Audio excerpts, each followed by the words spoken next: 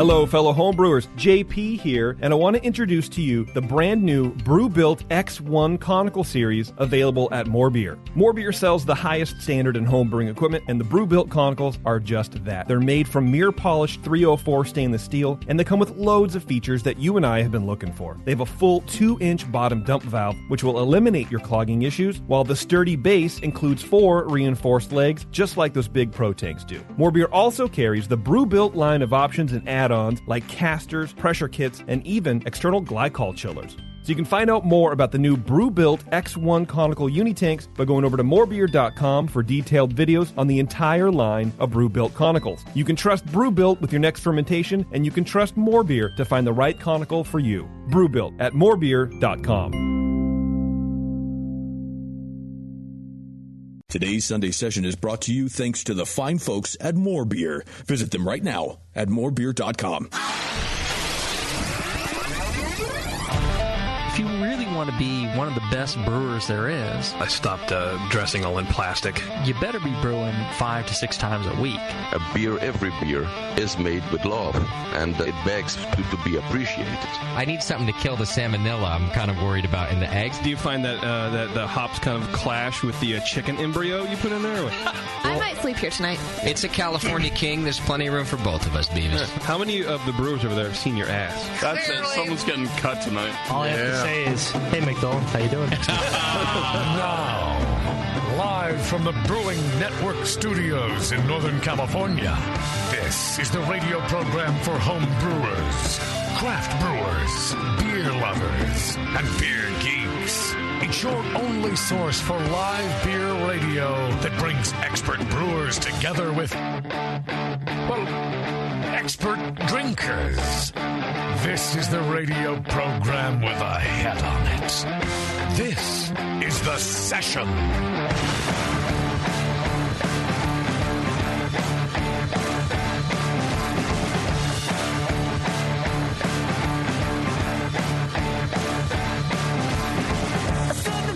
Yes, welcome to the program. Thanks for joining us here on The Session. I am drinking a Fieldwork Canopy Pale Ale. Me too. Isn't it the boss? Holy shit, it's a good beer. Yeah. It's a really nice pale ale. It's almost gone, so... How the hell did you avoid Pale 31? That's boring, too. Oh, it was beer number 2. So I had Pale 31 Oh. first, and then I went to the Canopy. By recommendation of Allison, our bartender tonight, who I think it's her last night with us. It is her last night, yes. Which... the hop grenade. Yeah. With the hop grenade. Yeah, I don't mean she's dying. She's dying tonight. Yeah, I don't mean, like, it doesn't... And she wants to spend her last hours on life working on Earth, serving you beer. Listen, it's a good company. Last night with us has a different meaning for tasty.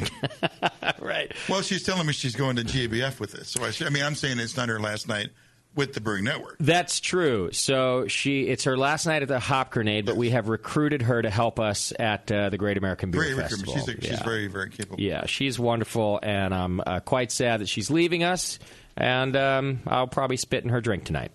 What is she doing? Going to she's like dead to me school now. or something? Yeah, everyone keeps leaving us for like careers. She's taking a professional job. Yeah, school is in no way related to a career. Yeah. No, this is an internship after school sort of thing. I don't know what the hell. Ask her. But she's dead to me after tonight. So who's dead to you? Yes, exactly.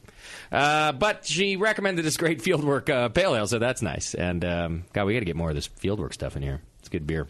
They got it. She's leaving you with like a great final impression. Man, I remember that girl. She recommended the best beers. Yeah. She was great customer service, great beers. I forget her name.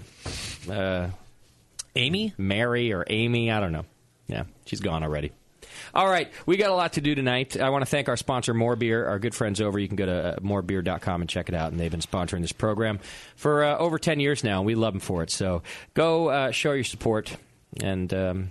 yeah, be good to them. They're good to you, and they're good to us. Tonight, we are talking about sustainable brewing with our old friend. You might remember our old friend Morgan from Ale Industries. Ale Industries based out of Concord originally, now down to Oakland. although they kept a presence here with a tasting room just around the corner, so that's cool, helping our Concord beer scene. And we're going to talk about sustainable brewing with them, as well as a brewery called Terra Firma. And John Niedermaier is going to join us as well. He's into sustainable brewing. So we're going to learn about different equipment that you can use and different practices to reuse and just become a little more sustainable. Reuse water, reuse heat, alternative fuels, all sorts of things. And we've talked about this topic before, but I think we're going to learn some new things. There's definitely some new technologies that people are using since then. Yeah. It was years ago even that we did the topic, so I'm excited to get to talk about it again. Is an alternative fuel like an unleaded gas that feels like an electric current? Wants to present as electric, but I'm not sure. No? I'm not sure. Is that a thing? Is that a joke? That's a trans fuel, actually. That's what that is. There you go. Warren caught on. Okay. Which is very scary to me. Yeah. That means it's a great joke. You're really going downhill when Beardy catches on. Look, it's early, and this beer I'm drinking tastes like chicken broth. So. It does. I won't tell you whose it is. Okay. Fieldwork paleo. But it literally tastes like I'm drinking cold cup of soup. It's not because you had ramen before the show? It's definitely the beer? I blew a chicken. Okay. Yeah. It could be that. All right. So let's get through just a few things so we can get to our show today. I want to give you a little recap of the Mammoth Festival of Beers and Bluesapalooza event that JP and Push and I went to this past weekend. Tasty was there, and Shimke went up to do some social media work, which was fun. We'll talk about that in a little bit, but what a great festival. It was a good time, and we shot some video for you, so we'll bring that back to you. Never a dull moment with the Brewing Network. The BNRV, the bunker, caught fire on the way there. Whoa. Wow. Which was exciting. It was very exciting. Probably terrorists. Couldn't have happened It must have in a been more terrorists. beautiful area. Yeah, we are just in the most scenic of places. We really were. That's not good. How did you're still here. I like the ending of this story. So, as usual, this story starts with me not being the sharpest tool in the shed. And I did what all of us do when we're traveling somewhere nowadays. You punch the map into Google, and you figure out how to get where you're going. Well, it turns out that with an RV, you should pay a little more attention to the route, especially when going over mountain passes and other things. Because there's these things called graded roads. Right. Yes. And by the way, this is only where my stupidity begins, not where it ends, because there were further warnings. So, I punch it into Google. I'm in Martinez. I punch in Mammoth Lakes, California. It gives me the fastest route there. That's what I'd be doing. And for those not in California, there is no fastest route there. It's very difficult to get from the Bay Area to the east side of California where Mammoth is. And you have to traverse mountains or drive to Reno and then go south. Yeah, exactly. And even then, you're traversing mountains. Right. That's just a more accessible pass. That's the truck route pass. So you're talking 8,000 to 10,000 feet of mountains here. They're big. It's the Sierra Nevadas, I believe. So I just picked the one that looked fast. So we Pretty go, windy, but and they're all windy on the map. Yeah, squiggly line's a squiggly line. So for those of you that are in California, what I chose was Route 108. And if you've ever done this drive, you know what I'm talking about right now. Warren had some reverb. So I'm going up. We're headed up the pass, and everything seems fine. And then we pass our first very large billboard type of sign that says "Trailered RVs not recommended beyond this point." But mine's not a trailer. No, we have a Class C, so that's all one piece. So I'm thinking, all right, well that doesn't apply to me. I am special. This is not a trailered RV. So another couple minutes down the road, the second very large billboard type of sign says, no vehicles over 27 feet. Actually, it doesn't say no. It says vehicles over 27 feet are not recommended. Which leaves it open because you don't know what kind of driver you are. Right. I happen to be an exceptional driver, so I'm thinking ours is about 32 feet. So I'm going, hey, what's a few feet between friends? Yeah. You're like the Rain Man of RV driving. Yeah. Yes. Thank you. You're welcome. So we go for it. And which, by the way, can I point out that you didn't give anybody, there was no chance for us to say, let's not go for it. Right. It was just, we're just driving, And I'm hanging out the window looking at all the scenery, and Push is doing whatever he does, and you're in your head going, let's go for it collectively. Yeah, that's just true, which is usually how things work around here, I guess. That's true. So the uphill climb is rather difficult. It's the first time I've ever had to put the wagon into like first gear and leave it there just to get up these grades. We're talking like 27% grades here. It's ridiculous. Wow. Which, hey, that thing runs like a champ. So even with its weight and all that, hey, we're good to go. Yeah. Coming down the backside is where we run into a little trouble. Now the brakes are... so I'm using you use the gears to slow things down. I know how to drive. But still, they heat up a little bit. And we get, almost through all of it. We're on like the last quarter mile, and I can't... I know I got to put her down into first gear, but I can't get first gear to catch. And so I'm in second, and I'm riding the brake, and we make the last turn when the brakes pretty much go out. Like, they're now so hot that they're just not working. It went liquid. Yeah, so I've got enough to just pull over, use the e-brake, get us to a stop, and then there's just this wall of smoke just everywhere. Which happens. It happens to the best of us. That's not a big showstopper. Yeah, so I go... It's happened before, or else how would anybody know that it ever happened? Right? It's happened. Exactly right. It's a thing. Come on. These things happen. It's not the first time I've lost my brakes for the same reason. So I get out and I go, well, we should, where there's smoke, occasionally, on the rare occasion, there is fire. Right. Yes. We get out and we walk around and... yeah, sure enough, one of those bad boys is on fire. Oh, no. You could see it in the wheel well? Yeah. The right front brake, I look right in through there, and sure enough, that thing's on fire. So instantly, I'm like, okay.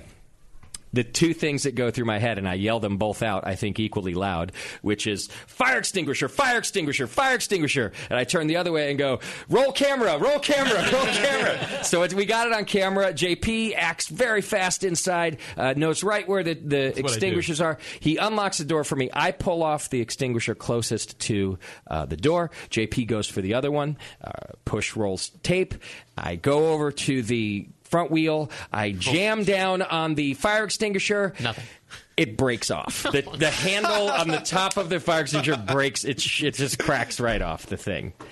Luckily, there's JP right behind me, hands me the second fire extinguisher. You're going, how does this thing work? And I think that's on the tape, too. How does this work? You got to pull the pin, otherwise you'll break the handle. Guess what? Oh, maybe I forgot the pin. Yeah, did you break the first handle with the pin still in it? The first one didn't appear to have a pin. It didn't have a handle.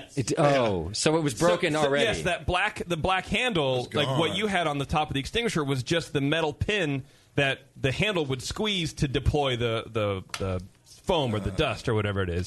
So you're sitting there going, how does this work? I'm going, here, take this one. So it gives me another one. Yeah. We get the fire put out. And then... And the video. It's on video, and us getting it put out. So that we're just sitting there waiting, and I'm thinking, well, this is bad. Because I know now in hindsight that I was pretty much done with the hills, but at the time I had no idea. We can't see around the next several bends, and I don't want to call AAA, for one, because we don't have any reception, and two, that costs money. So I'm just thinking, what do I got to do to reverse those? Maybe we'll get us on the road, So I pour water on one of the brakes, and you're not supposed to do that because if they're hot, it could like crack. Yeah. It'll crack the pad. Yeah.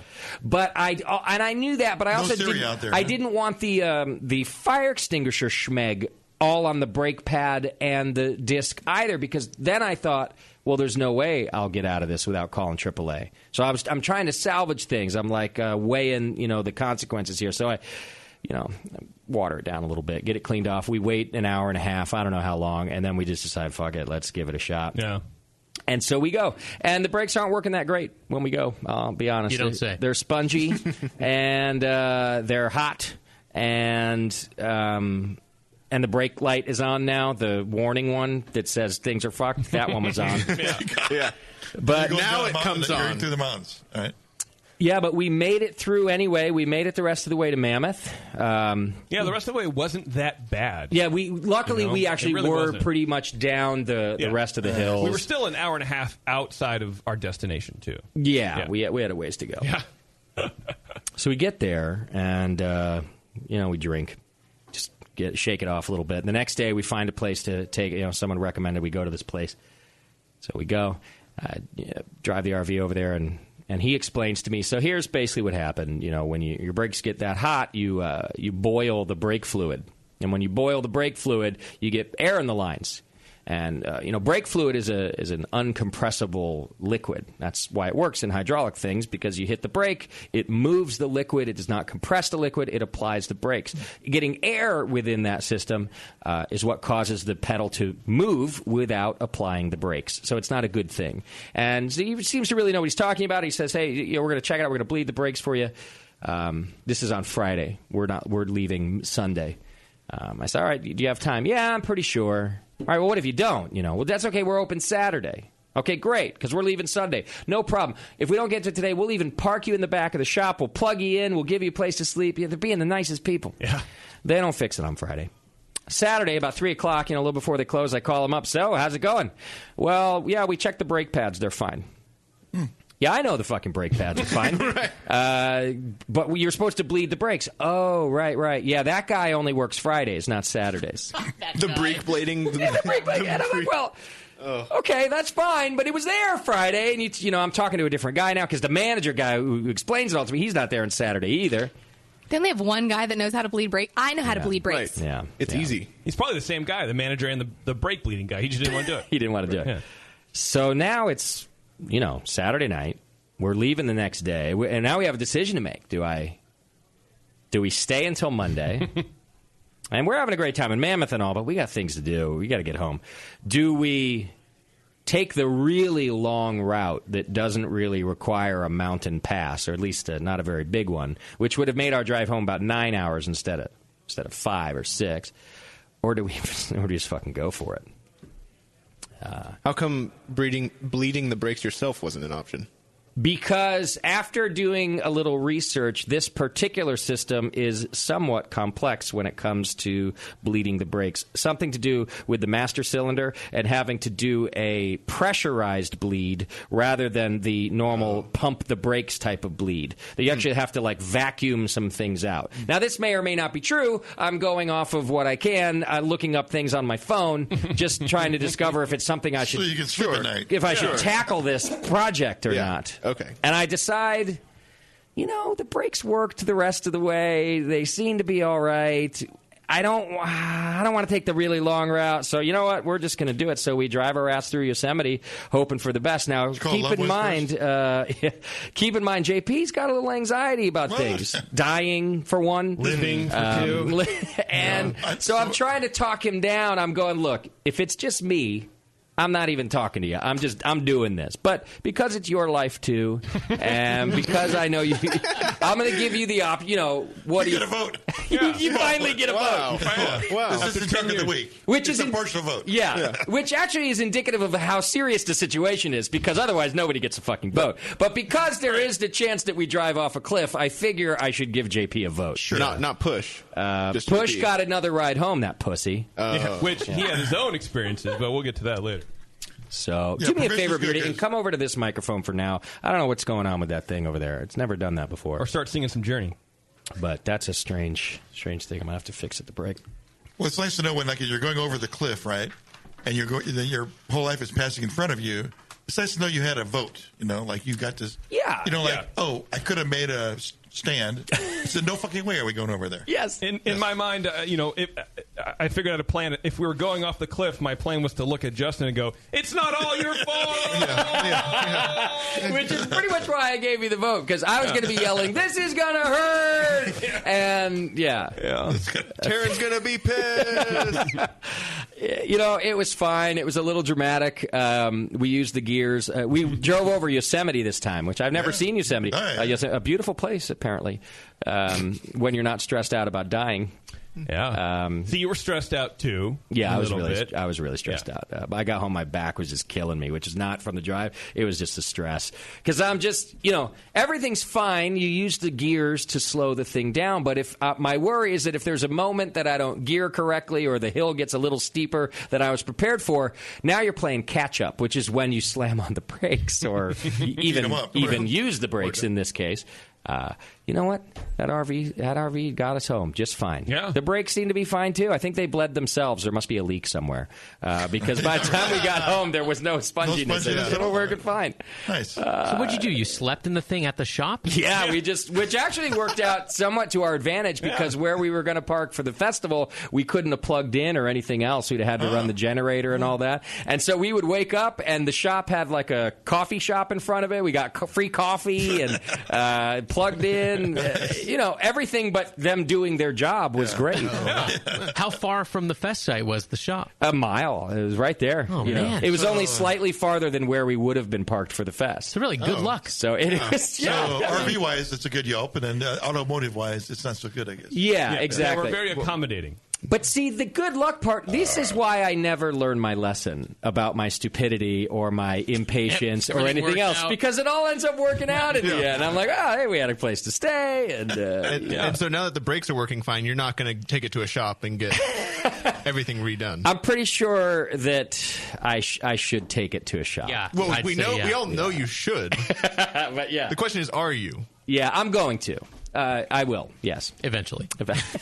Yeah. If it happens again. If it happens again. Poor Jamil, he took such great care of that thing, and now we've had it for, 3 or 4 months, and we've just beat the thing into the ground. Set it on fire. Refill the fire extinguishers every time we we do need to get new fire extinguishers. Yeah. In fact, whatever came out of that fire extinguisher, I'm pretty sure wasn't like a healthy fire extinguisher. Yeah, was it supposed to be foam? Because what came out was yellow powder. It was yellow powder in a weird, But put the fire out. So again, it all works out. It all worked out. Fine. Folks, you don't have to check your fire extinguishers before you go. If you have a backup, it's fine. We also took the RV over a one-lane bridge at the same time as a semi-truck was coming the other direction. And we may or may not have scraped the side of the RV down the bridge. Well, listen, I had the right of way. I was on the bridge already when this fucker came around the corner. And, at that point, neither one of us want to back down. It's chicken. You're almost as big. Yeah, we're pretty big. It's a big RV. Too bad it's like made of cardboard practically. So I'm thinking, I think we got this, And we're passing this thing, and JP and Push in the back are just listening to. They're like, I think you're scraping. No, we're fine. Nothing I can do now, boys. How fast were you going when you passed each other? 60. No. We both knew it was a one-lane bridge, so you carefully navigate that anyway. Mm-hmm. But, he should have backed off. Should have been. Yeah, he shouldn't have made the corner. It could have been one lane for weight management. Maybe when it's not designed to have two large vehicles on it at one time. That crossed my mind. But no, it was also definitely the width of the bridge. Dear God, I am glad I was not on this trip. Man. No kidding. So all of this is on video, I believe, and so you're going to get to see it in our Mammoth behind-the-scenes experience. Yeah, there you go. That's your Mammoth Festival recap. Yeah, that's right. Wow. So the rest of the festival, you'll get to see great bands, great beer. What a really good time. I want to thank Joyce up at Mammoth Brewing Company there, who was just really wonderful to us and took good care of us all weekend. We had just met her, and Mammoth is the host brewery, and she just treated us like family, so that was very sweet of her. I just want to thank her for that. Her and Jess just took great care of us. And then also Sarah at the festival organizer, she took good care of us too. So we'll bring home the event to you via video. Just give us a week or two on that as Push puts it together and evaluates his life and travel with the Brewing Network. You want to run down his issues real fast? We're out of time, actually, because we got to get to this interview. So let me do some quick announcements. Ales for ALS at Faction Brewing Company is this Saturday. So just coming up this Saturday, that's 8/8. It's at 1 p.m. Go to factionbrewing.com and get your tickets right now. I'd get them in advance if I were you. And it's a great cause. It's a fundraiser for ALS, of course, and there's a lot of wonderful breweries there. I was there last year, and it was just awesome. As a first-year festival, I predict that the second one is going to be even better. Go to factionbrewing.com. The lineup is ridiculous. The Rare Barrel's going to have a beer there. Excellent. Definitely get your tickets in advance. That shit will sell out. Also, coming up September 11th and 12th, we will be at the California Craft Beer Summit, a brand new event that's going on in Sacramento. Go to CaliforniaCraftBeer.com and you can get your tickets that way. You learn all about it. But this is kind of like a cross between the Craft Brewers Conference and the National Homebrewers Conference and the I don't know, maybe even the GABF. It's kind of all in one. There's a lot of different types of education, not just for us beer nerds, but for people new to beer, and then also for professional brewers as well. So go get your tickets for that, and we will be there September 11th and 12th. We'll have a booth, and we're going to do some video and all sorts of stuff. CaliforniaCraftBeer.com. Do your Amazon shopping by clicking the Amazon link on our homepage. That's a great way to support us. Subscribe and join the BN Army by clicking the donate button. Get all these updates and more over on Twitter and the other one. And then send your show ideas to Scott the Jew, Scott@thebrewingnetwork.com. Send feedback to feedback@thebrewingnetwork.com. Do we have a Twitter game today? Sure do, Justin. The Twitter game, once again, is brought to you by our friends over at the Labruski Cruise. The winner of each Twitter game from now until we're not really sure when is going to be entered for a chance to win a cabin for two to the Labruski Cruise, which happens the first week of March in 2016. Yep, leaving out of Miami, Caribbean cruise, craft beer, awesome bands. You can't beat it. We'll be there. I'm excited to be there. Bevo and I are going to bunk together, aren't we, Beeve? Hey! Snuggle fest. Yeah. That's not really a fest. You know, you know what kind of snuggling I do when I drink, don't you? The struggle is real, Bev. It's going to be a snuggle struggle. You will have changed rooms by about 2 hours into that cruise. Look, my only stipulation was that I didn't want to have to share a room with Doc. Because then it wouldn't have been a snuggle struggle. It would have been like a full-on just a struggle. Yeah. Now, once we're roommates, I mean, it's perfectly normal. You can't see my boobs. But it's normal for roommates to do that. I may or may not. Yes. No. Oh, you tease. I may or may not ever show up. Ever go again.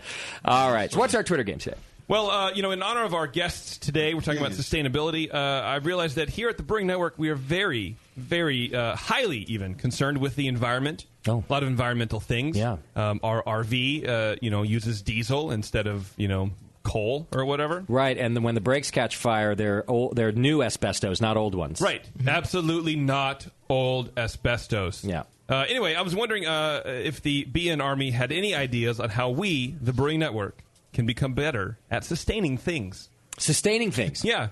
Not just the environment, everything. Whatever. But sustaining anything. Pitch, boners, whatever. Yes, things need to be sustained. Right, and we need to do those things. Otherwise, it's a waste of our resources. Yeah. All right. Sounds good to me. We will be back in just a couple minutes. We're going to talk sustainable brewing with Terra Firma Brewing Company and also Ale Industries. So stick with us. We'll be back in just a couple minutes. It's The Session, live from the Hop Grenade.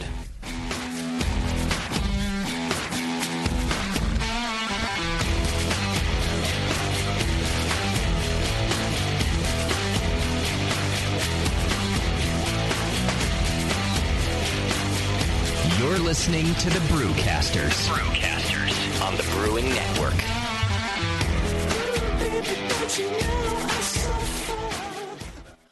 Since the first time the Brewing Network microphones turned on, More Beer was behind it. More Beer sponsors the programming on the BN because, like you, they love brewing. And like the Brewing Network, they love sharing their knowledge. Morebeer.com isn't just a website to place your next equipment or ingredient order. Morebeer.com also gives you access to free beer information that will make you a better brewer.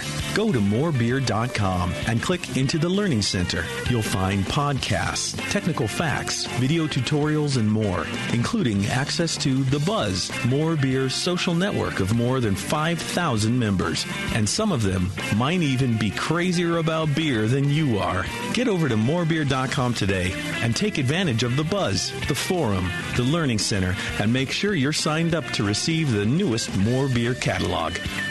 More Beer, bringing you absolutely everything for beer making. The 21st Amendment. Watch out! Do you like beer? They make beer. Watch out! Do you like friends and fun? They make friends and fun. Watch out! Do you still like to have a good time? The 21st Amendment. Watch out! The 21st Amendment in San Francisco, located at 563 2nd Street, 2 blocks from the building where baseball is seen and played. Try their beers in the pub or try them in the can, featuring Monk's Blood. Made with real monk. Watch out! So why not have the best time of your life? Go to the 21A and Sean O'Sullivan will personally greet you with a can of Monk's Blood. The 21st Amendment. Watch out! This advertisement is not in any way affiliated nor associated with the 21st Amendment Bar and Pub, nor its subsidiaries or affiliates.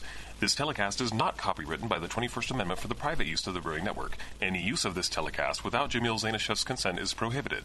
Suck it, JP. Your support of the Brewing Network means everything to us. We couldn't produce shows without you. And we love giving you something extra for that support, like Brew Your Own magazine. You already know it's a great brewing magazine full of recipes, equipment how-tos, discussions of beer styles, and brewing techniques. Whether you're new to brewing and just starting out or you're an old pro, you'll always learn something from the articles in Brew Your Own. Plus, there are amazing special issues like plans for building a Brutus 10 system, 250 classic clone recipes, and the Homebrewer's Answer Book. Brew Your Own magazine and BYO.com are awesome resources for any brewer. Whether for yourself or as a gift, when you subscribe or resubscribe from the Brewing Network homepage, you directly support programs like this. Get a great magazine and support the Brewing Network. Subscribe to Brew Your Own right from thebrewingnetwork.com.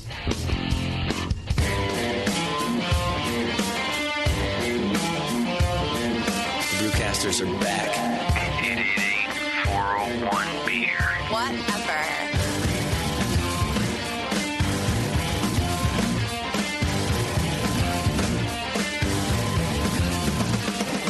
All right, welcome back to the program. Thanks for hanging out with us. Hey, don't forget that you can go over to beersmith.com right now and get your free 21-day trial of the Beersmith home brewing software. It's got everything you need and probably a heck of a lot more for you to get your brew day going. All sorts of recipes. Brad over there has got a podcast, a video podcast, DVDs. Beersmith has it going on. Go over to beersmith.com right now and check it out. All right, so we're doing our sustainable brewing show today. We've got our old friend Morgan Cox from Ale Industries back in the studio. Morgan, good morning, everybody. You've skipped a couple studios even, I think. Yeah, I think so. The last time I was just talking to some people out there, the last time I was on this, I was telling that I would always go on the side yard, smoke cigarettes, and it was in your garage. Right. And I've since stopped smoking cigarettes, and it's no longer in your garage. We've both grown up a bit. Yeah. Both grown up slightly. It's calls for applause. Yeah. On both accounts. Thank you. Great. We feel good about that. Yeah. All right, we've also got John Niedermaier from Terra Firma. They're from Traverse City, Michigan. John, you with us? I am here. How are you guys? We're doing great. Hey, thanks for being with us. I know you had a little crazy storm out there last night, didn't you? It's been a pretty exciting 24 hours, that's for sure. I bet. I heard like 100-mile-an-hour winds or something. Yeah, we had this. We just don't get weather like that here in northern Michigan. But we had a supercell that rolled right over the kind of the northern tip of the pinky. Michigan shaped like a mitten. Yeah. And there's reports that a tornado landed in a little tiny town called Glen Arbor, the Sleeping Bear National Lakeshore up there, and man, I'll tell you, it is a mess. There's trees down everywhere, power just came on at my house 2 hours ago, so I'm pretty happy. Yeah. But it's all good. It doesn't seem like anyone got hurt. But it was just a freak kind of thing. All right. Well, I'm glad everybody's safe, and I hope the damage isn't too bad. We do appreciate you being on the program with us because we know that you've got a lot of sustainability practices, as well as our friend Morgan here from Ale Industries. So it's going to be interesting to talk to you both about how you guys do that. So, Morgan, let me start with you first for a minute, just to recap where you've been all these years. When we did talk to you last time, and you were in the garage with us there, Studio A. Your brewery was located in Concord, right next to our sponsor, More Beer, actually. And now you guys have moved to Oakland. Yeah, sure have. So, we grew out of that spot. It was a couple thousand square feet, and that's kind of a little bit of a incubator spot there for breweries. It seems like you had EJ Fair go through there, then us. Oh yeah. We moved to a 6,000 square foot spot out in Oakland, and out towards Fruitville, East Oakland. So. Our tagline now is just another brewery from East Oakland. Right. Was the move because you had outgrown the space in Concord, or was there something else appealing about Oakland also? It was actually because Beer and More Beer was growing so quickly, they wanted my spot. Oh, I've seen them do that with all the other spots around them. They're good guys. They're good guys. But we were also growing a bit out of the spot, so it was just a convenient timing for everybody. I see. And I live out in Oakland. Concord's a great spot. We have a little spot out here to kind of support the market that we had developed while we were out here. But, Oakland's just become a hotbed lately. Okay. So we wanted to get a little piece of that. I've been there, and I love the location. Cool. What is this? What did the space used to be, this old warehouse type They thing? used to make tin buckets there, which is pretty wild. It's an old factory built in 1903, so it's got the sawtooth roof line. So it was before electricity was out there. It's got all north-facing windows. It's kind of a trip. I love it. I walked in, fell in love with the building right away, and had to keep my poker face in front of the building owner when we were negotiating. Yeah, that you weren't in love with it instantly. Yeah. It has that weird kind of very tall point in the middle, like something tall used to happen there. Yeah, so it used to be a Norton factory, and they used to make all these tin buckets, and the exact facility that we're in was the air handling unit, and they had this 40-foot tall compressor that was in there. Wow. It's about 50 feet long, 25 feet wide, 40 feet tall, which for me, when I saw that, again, I had to keep my poker face. I was just seeing 200-barrel fermenters.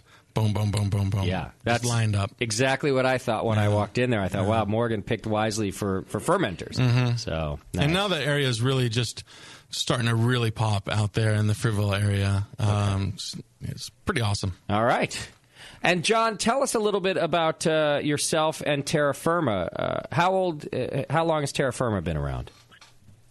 Well, Terra Firma is we just passed our 2-year landmark. But it's what I like to say is that I'm an old dog in a new doghouse. I've been brewing commercially for almost 20 years now, and working for other breweries. And at the time, I was always trying to find, breweries are really relatively efficient when it comes to like brew house duties and stuff like that. But when it comes to, the liquid waste and stuff like that, and the spent grain and everything. I really love what I do, and I just really wanted to find a way that I could feel better about all of it. And if there wasn't, some sort of way to make everything better. And so Terra Firma was really was a 20-year journey for me to try and come up with a way that we could do more and actually add less to the environmental problems and try to make a perfect little world, if you will, a kind of a nest for me where I could do what I wanted and feel completely good about everything about it. So that's kind of what Terra Firma is. It's a pretty unique place. So definitely worth stopping. Now, this could be for both of you.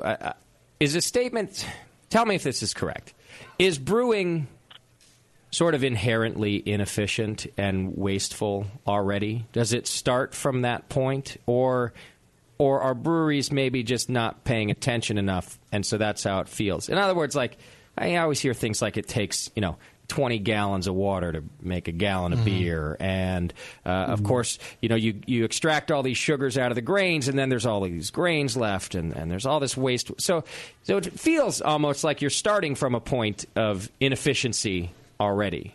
What do you guys think? Does that sound accurate, or? I think to some extent. I mean, as far as breweries are always striving to have really high brew house efficiency, meaning that we're trying to pull out the most of the fermentable sugars out of the grains, because you're paying for that barley, and you really want to be able to get the best yield possible. And so, in a perfect world, the spent grain that's going out, most brewers use it as feed, as supplemental feed or fill feed, and it's okay for that. But we're really taking the nutritional value out of it.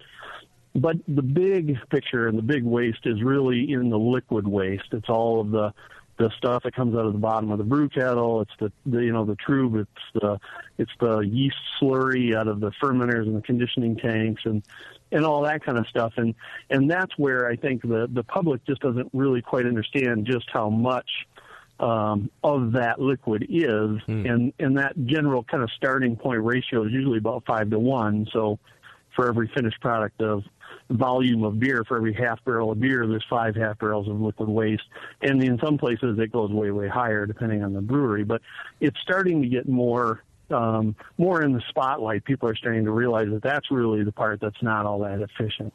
Okay. So. Yeah, and I would actually go out on a limb and say that in states like California, Nevada, New Mexico, Arizona, I think brewers are a little bit, just begin the game a little bit more conscious of water use than other areas because, water's not free, but it's also one of those things that you get asked all the time about from your customers. Yeah. What are you doing about the drought? What are you doing about this? What are you doing about that? So we take our water use, not only just the use of water, but also the waste of water, like what our other guests are talking about, really seriously. I think water is going to be the new game in brewing. Interesting thing in the breweries that I've interviewed over the years, I've heard different takes on the water waste from municipalities. Some municipalities have required a lot of documentation. What are you wasting? How much are you wasting? What is it that's going down? Other municipalities have thought, how many barrels a year? Okay, no big deal for you. Yeah, just dump it down the drain. You're fine. I've really heard both sides of the spectrum. Yeah, there's even some that welcome the yeast as a way of digesting the overall effluent from the city. And there's some that don't want that at all. So it really is interesting. I guess it depends on whatever system they're working with. Yeah, okay. Have you guys noticed the customers when they ask you those questions? I'm just trying to gauge what the vibe is like. Are they challenging you, or are they just curious? That's a good question. I don't know. I think they're mostly curious when they ask here anyway. Yeah, okay. Yeah. Have you noticed as you guys are growing, are you able to increase your efficiencies with water usage? Because I know usage like that is something that as you scale up makes it easier to manage. And like Anheuser-Busch is down to where it's more like 2.5 barrels of water per. And a lot of that has to do with just the size of fermenters. They're able to clean a larger vessel with not a linear increase in cleaning. Yeah, we've actually teamed up with a company that just got a grant. We have a prototype unit in our brewery that's doing a forward osmosis filtration system on all of our effluent. We're in the process of actually piping the water. It's actually cleaner than potable water, but it's not certified, so we don't use it for processed water. We use it for service water to cool down our wort again. We're actually in the process of using it to flush the toilet in our tap room. Which is, I think, a great way of using it because, people don't think about 2.5 gallons of flush. You get 150, 200 people going in there. They might hit the head a couple times. It adds up. Yeah. And so that's what we're doing with our effluent right now. And the neat thing is the slurry that comes off that is filtered out is actually going to an ethanol production facility that they're taking the residual sugars that are then concentrated, distilling them or fermenting them, distilling them, and turning them into ethanol. So it's a nice little close circuit. I'm not sure exactly how sustainable it is on a large scale, but for us, it's working out really, really awesome. Interesting. Yeah. John, how about you? Are you doing the same where you're sort of capturing some of this material from your wastewater as well? And yeah, and actually that's a great method. We do things a little bit differently though. We're an agricultural brewery, so our facility is a brand new facility that's built on a 10-acre historic farm, and all of our liquid waste and our effluent we capture, and then we analyze it, and we have we send those analyses to the Department of Environmental Quality here in Michigan, and then we actually land apply that stuff and record it. So we actually apply that to our farmland where we grow. We have a hop yard in our south field. We grow our wet hop beers and our harvest ale beer hops there. We also have beets that we grow for our honey rye beet wheat, and chili peppers for our Ancho chili Dutch double chocolate porter, and sunflowers and wildflowers for our bees that we have on site. So our liquid, our effluent to final product is about 2.5 to 1, but then none of that is actually going into any kind of a process other than being land applied, because the liquid waste that comes out of the brewery. A brewery really is just a kitchen, just a weird kitchen, and right. All of that stuff. It's all food grade material, and as long as you're careful with your cleaning systems and your sterilizing systems and everything that you use in house, and you can manage that in a way that you're not going to put anything onto your cropland that's going to be harmful to the plants, which is actually kind of hard to do, then you can use it to grow all sorts of things that ordinarily we would purchase, and it also gives us an edge over some of the local competition. And we also plug into the agricultural market, and people who are really into that here, travel to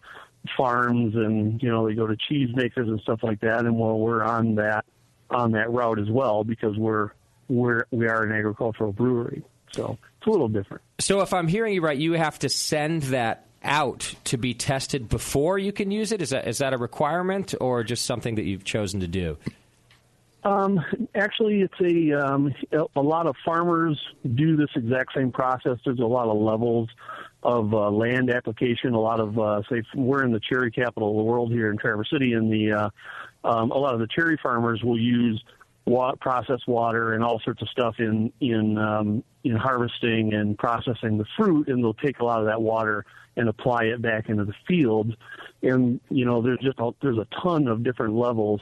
And what we're doing is the very bottom level, which is kind of like a local farmer guy that is using water to cool his cherries when they pick them, and he wants to dump that water in the orchard.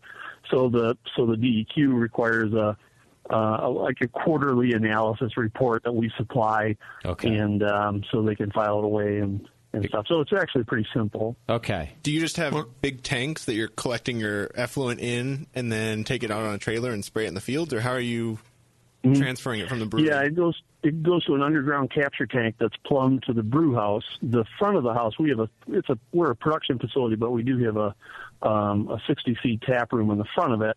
All of that part of the customers and everything, that is a septic system on its own, but everything in the brewery goes to the capture tank, and we land apply it with a farm truck. Yeah. Excellent. John, Tasty McDowell here. Breweries have used a lot of caustics in terms of cleaning and stuff like that. How do you deal with that? Well, there's a lot of varieties of caustic replacement out. What are some of those? Version of course, is like PBW, and there's a lot of others that are more oxidizers than anything else. And so you've got to go through and you've got to pick all of those chemicals and how you're going to use them and try to, we're really, really conscious. So, you're going to see guys with mops in the brew house and stuff like that. And extra care. So it does take a little added effort, but. Do you use like hot water as a replacement, like as a form of sterilization? No. Iodophor. It's really, you can use it in tiny quantities, and when you've got our capture tank, I think, is about 1,000 gallons or so, and when you mix all that stuff in with all of the solids and stuff out of the fermenters, it doesn't even come, it doesn't stand a chance. It neutralizes right away. That definitely answers my question. Thanks. And you say it's a fairly simple process. I wonder this both for what you're doing with using your effluent and water, and even Morgan with yours, where it's just kind of going to the toilets. There are so many things that could upset the balance of either the sewer system, the water system, or in your case, John, the farm. I hear things about soil becoming too much nitrogen or too much. I mean, you name it. So it does seem like you're still messing with a pretty delicate balance. And I know you say it's simple, but it sounds complicated to me. It really isn't, because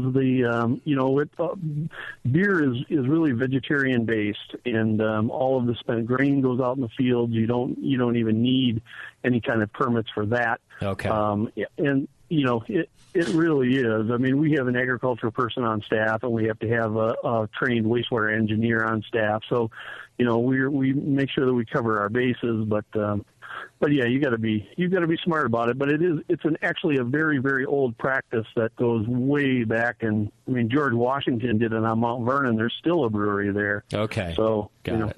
we're not reinventing the wheel or anything. Maybe we overcomplicated it before. You're just uncomplicating it for us.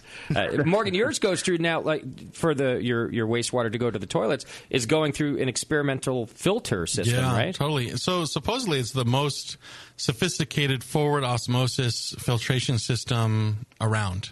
Could you give me like the layman's edition of what's the difference between reverse osmosis and forward osmosis? I was hoping I was going to be able to slip that one past. No, that's okay. I don't want it to be too complicated. But I know that you can always go from the front to the back. Yeah. You can't go from the back to the front. Okay. Yeah. JP's always been told that. No, and it's not true.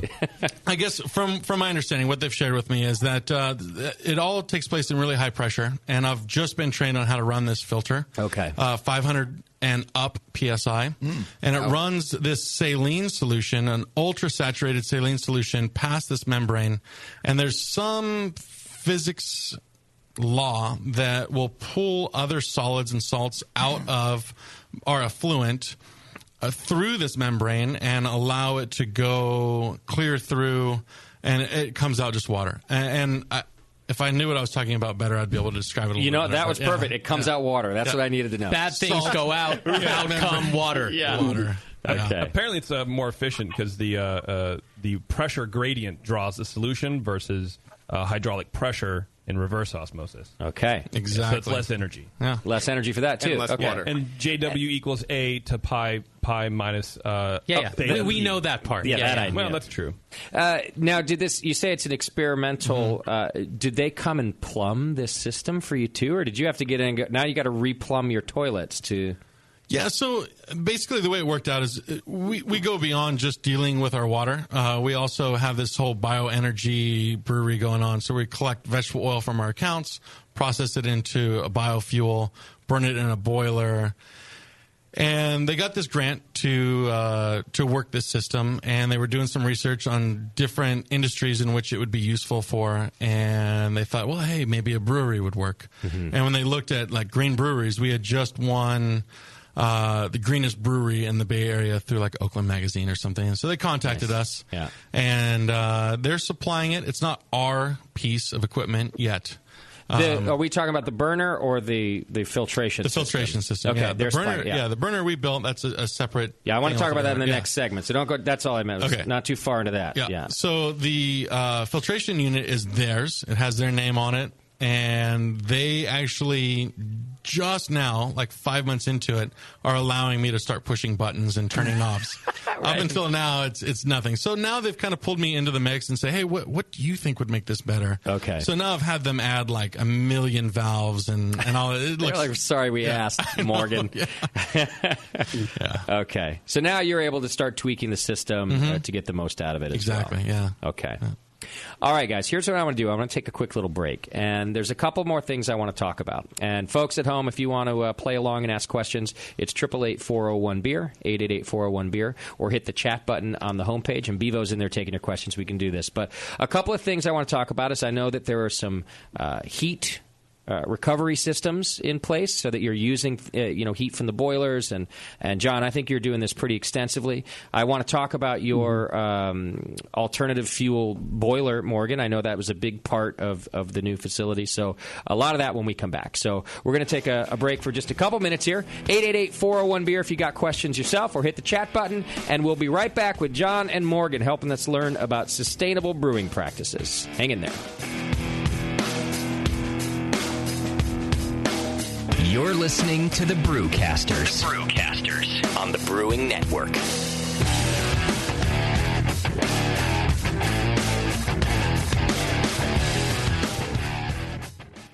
Your brewing water can be a mystery.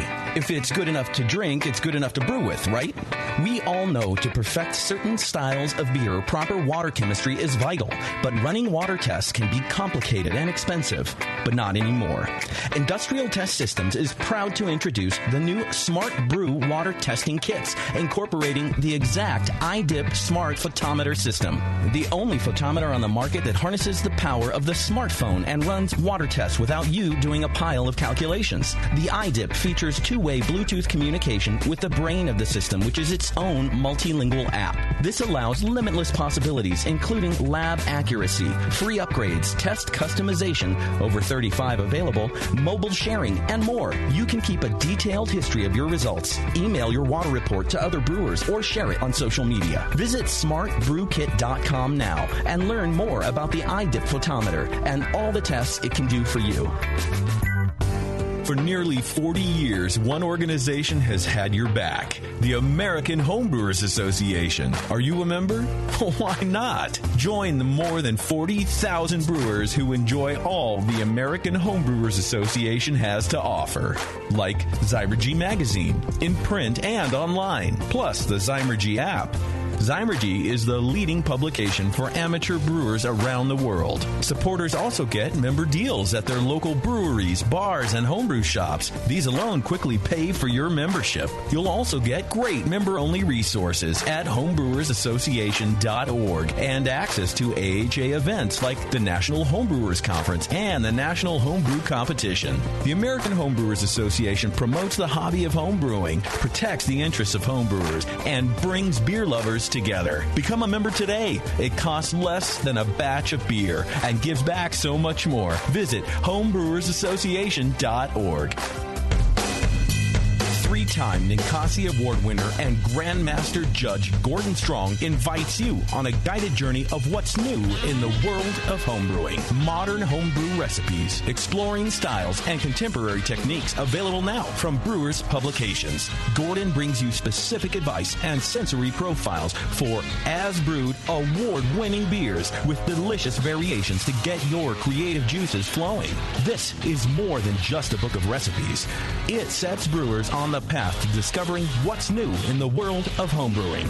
AHA Director Gary Glass says, if you want to enter competitions or just learn more about styles that you might not have experience with, this book is going to help you tremendously. By emulating what Gordon does, you're going to make better beer. Modern homebrew recipes, exploring styles, and contemporary techniques by Gordon Strong. Available right now from brewerspublications.com and find brewing retailers near you. That's it. I've had it. I am never putting hops in my beer again. What? Why? It's just too ridiculous. Insane prices, stupid contracts, high shipping costs, crappy selection. Dude, you need Nico Brew. Nico Brew will rock your f***ing face right the f*** off your f***ing skull. $5 shipping to all 50 states. Plus fantastic international rates get you low prices on Nico Brew's great selection of hops and more. Whether you're a home brewer, a pro brewer, or a homebrew shop owner, Nico Brew can get you the hops you need in increments big and small, single orders, spot buys, or full contracts. And there's only one place to join the uber special secret elite bare bones club where you'll get the best deals anywhere. Holy shit. NicoBrew.com. NIKOBREW. Nico Brew, your bare bones buddy in the brewing business. Segmented, demented, fermented. It's the session. All right, yes. Welcome back to the program. Appreciate you sticking with us. We're talking to Terra, Firma, and also Ale Industries, our local sustainable brewery here. So I want to thank them both for hanging out with us. Now, John, before the break, I was mentioning some heat recapture things, and I know that you do a lot of work there to actually recapture. You call it harvesting BTUs, right? Yeah, that was something. We get some pretty cold winters here in northern Michigan, and it's pretty important to me personally when when you're harvesting or you're one of the byproducts of fermentation is heat, and so we decided that when we built our facility that we really wanted to try and take advantage of that, being that we do have these cold winters. And so what we really designed was a secondary heat exchanger system to our glycol that we use to cool those tanks. So we basically have another secondary system, and in the cooler months, both the brew house and the tap room have been installed with in-floor heat. So we capture all of those excess BTUs that come out of the fermenters, our conditioning tanks, and even our cold room. and we capture those BTUs and pump them into the floor in the cooler months. And we put extra insulation in the building and stuff, and did all the math. And what it ends up doing is that when we have days when the exterior temperature drops below 19 degrees, that at that point our secondary heating systems kick in. But up until that point, it has to get below 19 degrees before we start actually running a furnace. Wow! So the savings are substantial. I bet. So what's the ambient in your brew house then? Usually around 63. Okay, good. That's helpful, too. So when you describe this to me, I either picture this very Frankenstein-looking plumbing system that has to go from your glycol system into your floors, or a really expensive endeavor, which is usually one of the arguments, I think, about these sorts of practices. People go, well, it's going to take me years before I recoup those expenses. What do you think about that? Where do you fall in there? That's well, I guess it depends on the size of your brewing system. We're a 15-barrel. The savings that we are experiencing now, we're going to recover that money, inside of 10 years pretty easily. Okay. And I mean, you could even recover that money sooner if you just kind of did it yourself. We didn't. We actually designed and engineered it and had it actually built. But you could Frankenstein it yourself. Sure. And you said, so this is sort of 20 years. You've been brewing for 20 years. Was that always with craft breweries, or were you with any of the big breweries as well? No, always with craft breweries, and probably 7 years prior to that as a home brewer. It started out as a hobby, like so many of us. But sure, okay. It was all those years of just looking at the waste and going, geez, isn't there something we can do that is gonna, that is better? And especially, you got to understand Traverse City, our little town up here.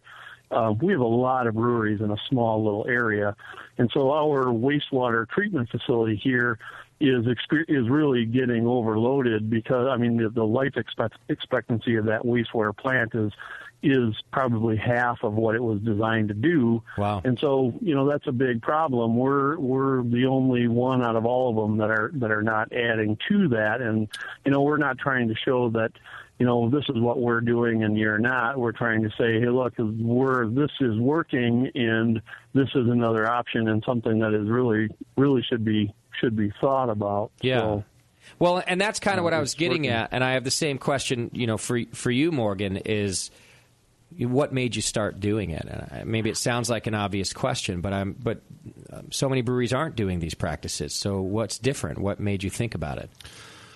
I was into the idea of biodiesel and that sort of thing, and it wasn't necessarily because of being raised by hippies out in the desert. That had nothing to do with it. Yeah. It was really beginning a career in brewing at a very young age, and you don't make much money. So I needed a way to be able to fuel a vehicle to get to and from work. Okay. And that sort of thing. So it was really out of necessity. And then as I grew and, was able to build up from there, it just became part of just nature for myself. It made sense to me to be able to reclaim something that was waste and turn it into something that I could, I hate to say it, almost laugh at people when they go talk about how expensive fuel is. I'm like, yeah, whatever, It's not that hard to switch over. It costs me like $60 to drive to Portland and back, whatever, Okay. So, I mean, that's kind of what got me into it. It was just money savings. And then as my company's grown, I've been able to see much larger savings, not just saving, $300 in fuel up to Portland. It's saving $2,000 in fuel a month. Just in production. And then, you have multiple vehicles running, and pretty soon it ends up being something truly substantial. Wow. So all of your company vehicles are running on biodiesel? Every single one of them, yeah. That's how many vehicles are there? Currently 3. Wow. Okay. Yeah. Will your kids one day say that they were raised by a dirty hippie, though? I don't know. I hope not. They probably will, though. They go, Dad was cool. I mean, he was kind of a hippie, but really he was just cheap. Oh, Morgan too. Yeah. I put deodorant on before I came in here.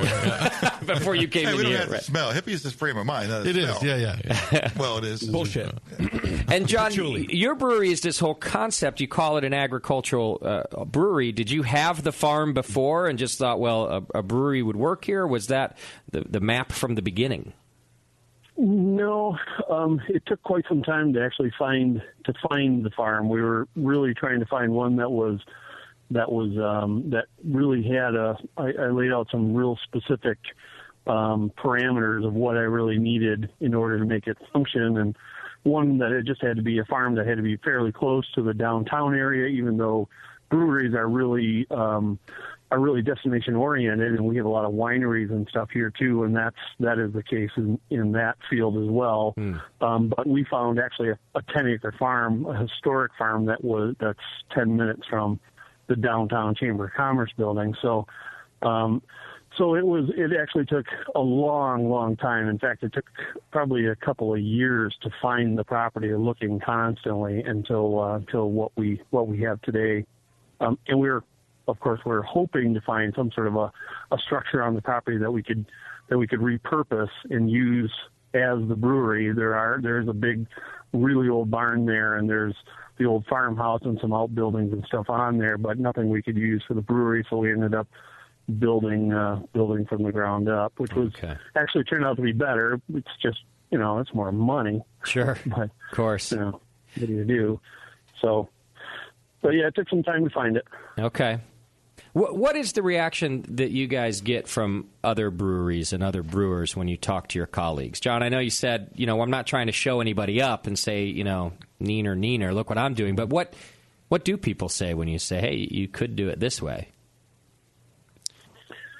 Here, they're pretty open-minded about it. And many are doing some different things and trying to do what they can in different ways. We've got a brewery right in downtown that has bees on the roof of their building, and they're right downtown.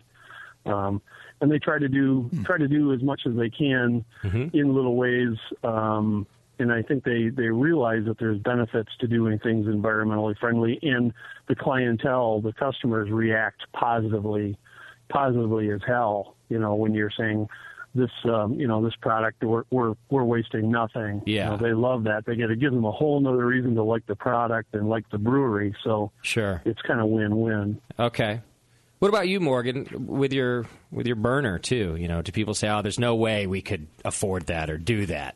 It actually ends up being more financially viable than putting in the new boilers that you have to here in the Bay Area. And I think that here in California, we've always kind of led the way, from my knowledge, at least when it comes to environmental type matters.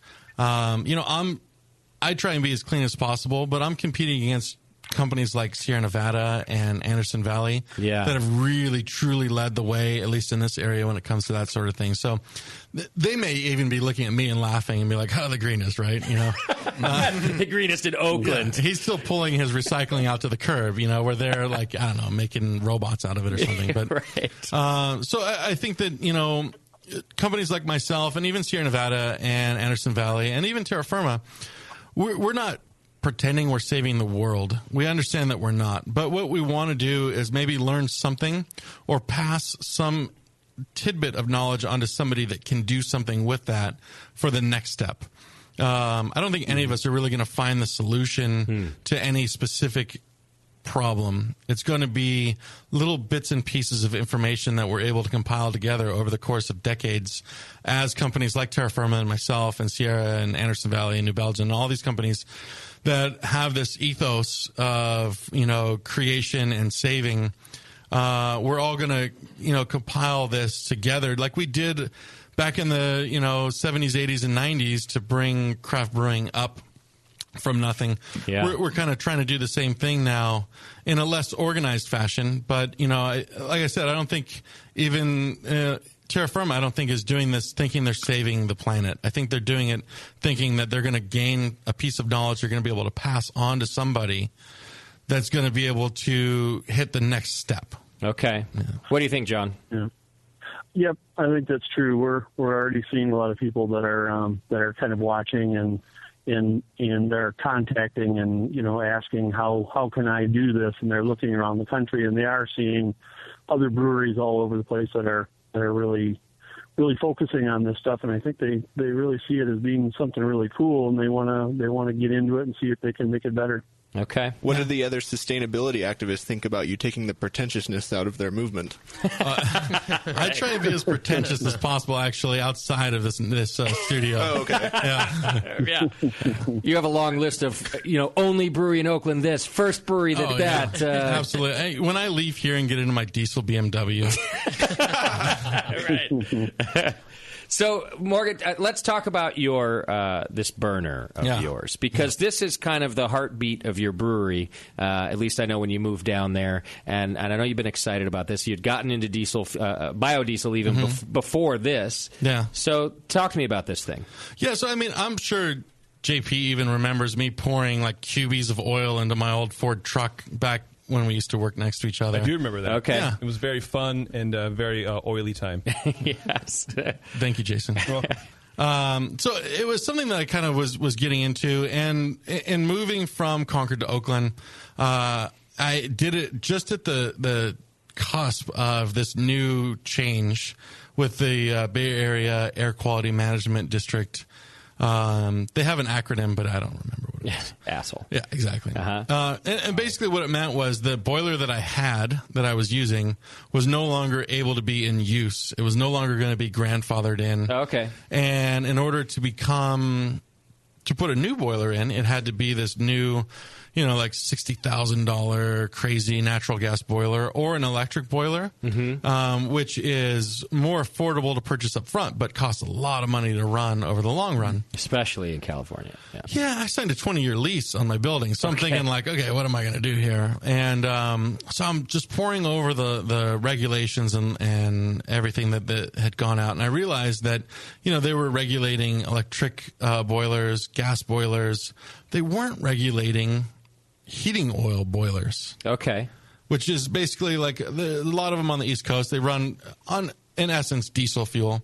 And I thought, gosh, I've been running this vegetable oil in my truck for a while, and it still runs okay.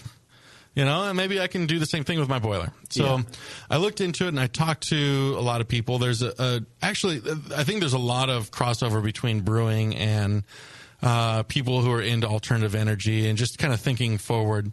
Talked to enough people, and they all kind of scratched their head and said, gosh, I think it could be done. And I finally found a place that was making biodiesel in Oakland on a commercial level, and they had 4 boilers running on biodiesel to make biodiesel? Exactly. Unfortunately, they've since gone out of business. They were part of my business plan, them being right down the street. But but they said it could be done, so that you started it. Not only did they say it could be done, I would walk in and watch all 4 going on high fire, and they were running 24/7. And they were a little bit more sloppy than me. I mean, everything leaked and dripped and stuff like that. Did it smell like French fries? We actually get our oil from a lot of our oil comes from one of our accounts that does Burmese food. So the Burma Superstar, man. So it has this huge Thai. It smells fantastic. Yeah, your curry IPA is tasting fantastic. Yeah, maybe you could bubble that through the fermenter. I should. Really, a little exhaust through there. Yeah. I get a lot of looks actually in my truck, my wife's car. The sales vehicle. People drive up and like, what the heck is going on? Smell. Smells like lunch. I'm hungry. Yeah, exactly. But so I saw that, and I figured I should probably, before dumping all this money into it, I should probably consider it. Yeah, I should consider it and contact the Air Quality Management District. And talking to them, they, basically were like, wow, man, that's something we never really thought about. So they gave me this parameters that I had to hit. The new natural gas boilers had to be 20 parts per billion NOx, and all these little things. And I'm a brewer. I don't understand NOx and parts per billion. I mean, I don't know how many bubbles is happening a minute. That's kind of where I'm at when it comes to that sort of thing. And I was like, oh, okay, yeah, cool. And I'm thinking how am I even going to test this? Yeah. But anyway, I decided to be like, well, maybe if I'm just quiet and just build it and not worry about it. So I ended up building it, and I love. See, this is my kind of attitude. Driving your RV through the mountains and having no brakes. Right. What if we just go for it? Yeah. What could be the worst thing that can happen? Yeah. A brewery doesn't have brakes. Yeah. Then you catch it on fire. Half the Brewing Network would explode, but otherwise, fine. Brakes are only there to slow you down. I love this attitude, Morgan. So anyway, I built it up, and we have a good friend who actually has probably worked on some of your guys' refrigerators there, who came out and helped me dial in the gates, like these air gates and stuff that I wasn't really familiar with. And we ended up on low fire, which is where I normally run it, at 12 parts per billion NOx, which is 8 parts per billion below what they're looking for on their natural gas, and 10 on high fire, which I'm not creating enough draw to really use my high fire at this point. Okay. And it just cycles too much at that point. So I run it on low fire. And I'm well below what they're looking for when it comes to these brand new emissions, you're saying, basically. Yeah, exactly. Right. So it's like, just to clarify, is this your old burner that was going to be obsolete that got converted to this new one, or did you have to buy a new burner to do this? So I wasn't able to actually buy a burner to do it. I had to build one. Oh, you just built the whole thing? Yeah, but there's information out there. Okay. Luckily, I mean, we live in the age of Google, so Yeah. you can pretty much do anything you want. Like everyone in this room, if they wanted to, you hand somebody $20,000, you could build a biodiesel boiler. Okay. Just the information's there. So I just used Google to figure it out, and I built it just from parts that I'd order from like Crown Boiler and Beckett and all the different companies. I see. And pieced it together. And it's funny because when people look at it, they're like, "No, you didn't build that." There's like nameplates on it. Yeah, like it looks that. really nice. I've seen the thing. Plus, you haven't exploded yet, so I feel like you're, this is a high. I singe my beard occasionally. I mean, it's a dangerous thing. Like, there's fire involved and a lot of heat and pressure, but you're saying it's not that big a deal. The last year and a half has kind of numbed me to the danger, but it is a million BTU vegetable oil flamethrower is really what it is. Okay, yeah. So that's nerve-wracking. I just put the assistants near it. Right. I just work on the other side. A buffer. Morgan's office is on the opposite end of the building. It is. So that way he's Now, you farthest. mentioned a low flame you can operate now, but what if you expanded where you had those 120 barrel fermenters reaching to the sky there? What are you going to do then? So I'm powered right now. I built the boiler to be able to go 4 times the amount of what I'm doing right now. Wow. So I'm on a 15-barrel brew house. So I could, if I wanted to, I could go to a 60 and then also heat a mash tun and that sort of thing. So I have room for expansion. I think there's, in a 6,000 square foot building, I don't know that there's really use for a 60-barrel boil kettle, really. And you just brew a bunch into one. No. Okay. No. How much effort goes into taking the oil in and treating it or doing whatever needs to happen before you can throw it in the boiler? So we spend about 2.5 man days a week on collecting oil, filtering oil, running it through a centrifuge, and then processing it. And we produce about 240 gallons of fuel a week. And you just you gather it for free from your accounts that you deliver beer to? Yeah, so we drop a keg off and pick up their oil. Nice. They must love that. Yeah, it works out really well, especially because they're taking our beer that was brewed with their fryer oil. Wow. It's kind of like this whole full circle thing, That is very cool. Do they know your farmer that picks up the grain? I mean, that'd be interesting for them to meet. Yeah. Yeah, no Another kidding. full Huh? circle. Let's talk about a language barrier. How much? This is my Burmese chef talking to my American redneck farmer. You want to buy this pig? I don't know Burmese. Well, they should cook a pig. That'd be great. Yeah. John, what are your thoughts on this biodiesel burner? Do you guys use this technology as well? We don't, but I do know that there are a lot of places here locally that use it for other sources and outside of the brewing industry, and we think it's great. Love it. I just think it's so cool that it's your account. It's like it's the place you're delivering a keg to anyway, and then you just grab oil on your way out. Don't let them catch wind of what you're doing because they might start charging you for it. I think some of them are doing it just because they enjoy it. We have accounts definitely that say, no, we have people that pay us. And okay. Yeah, no problem. And we'll just leave a card, be like, if you ever change your mind. Yeah. If you ever want to be a part of this thing that's awesome. For free. For free. I love it. Being cool. Yeah, you want to be cool for free? We got you. We got your back over here. I love the idea of learning something for the betterment of the cause. Sure. I think that's a good idea. I think if you follow brewing all the way back to its beginning, it's always been that way. And it's not just this energy technology. It's not just this water, reclaiming. It's not the BTU reuse. It's everything within brewing has always been something that's been passed down. I think, I'm only 37, but I may be one of the last generations of people that there wasn't really schools that you took to become a brewer. Mm-hmm. You just chose one day to become a brewer, and you walked that path. Yeah. And I think people still can do that, but now they have schools and everyone's capitalizing on it. But I think that from the dawn of brewing, it's always been this shared knowledge for the betterment of the system of brewing. Yeah. So. Morgan, you actually look like the last brewer to walk that path, by the way. You get the Moses beard and... he actually looks like the first brewer ever.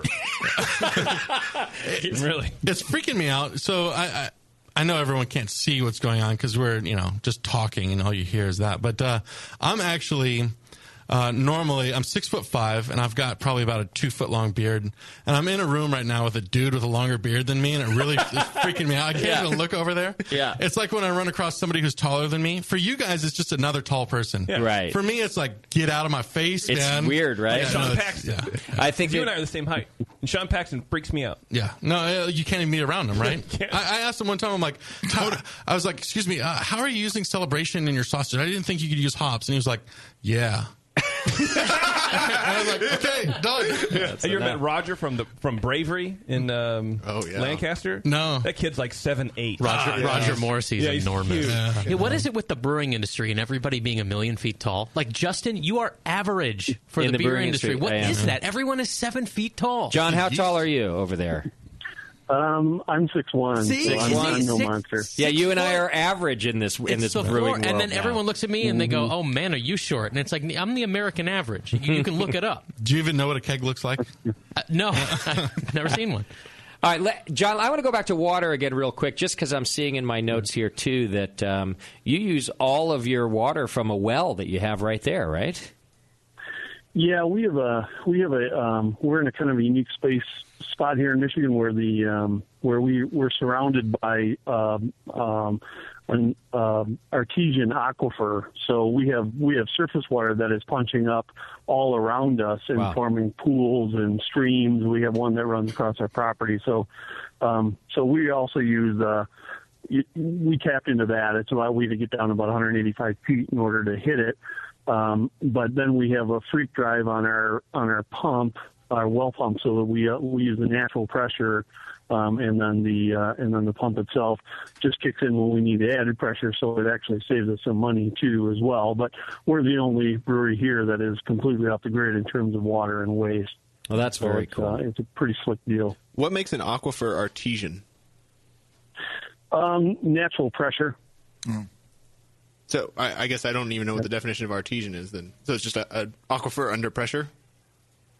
Yep. It pushes up to the ground. Remember years ago, I think was it Stroh's or somebody actually had Detroit had the Stroh's plant in Troy, Michigan, long since gone, used to run, I think it was the Stroh's company. They used to run TV ads that said, because they advertised that they had artesian water, and their ad said, "No one's ever seen an artesian." Right. It was a long time ago, but that's what they're referring to, is just the natural pressure of the groundwater.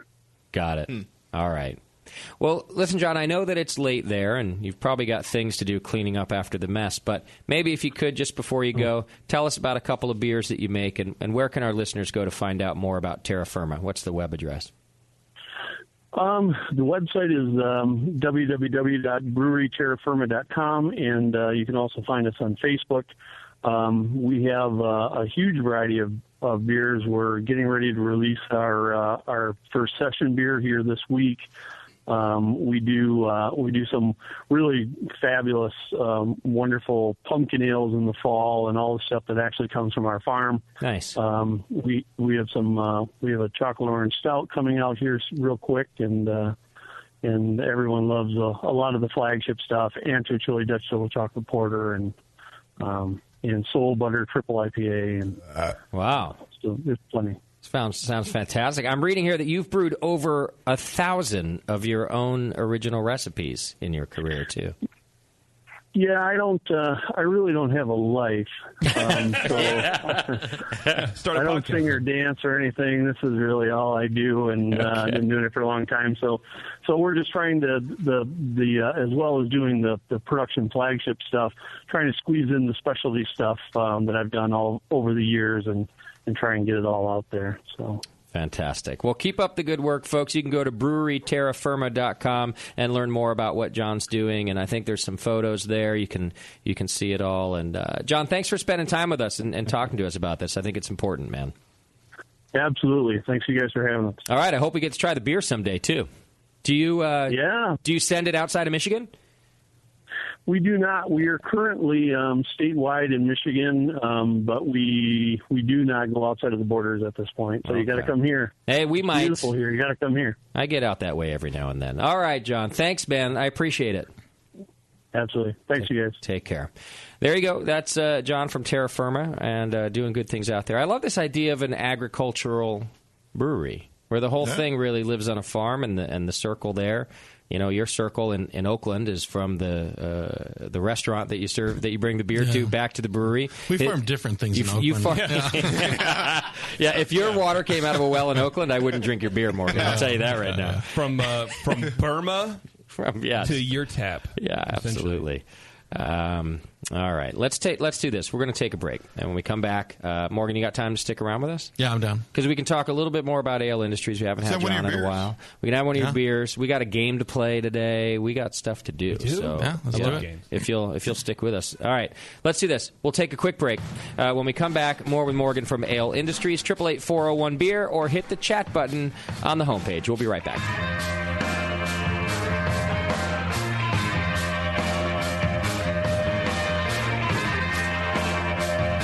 You're listening to the Brewcasters on the Brewing Network.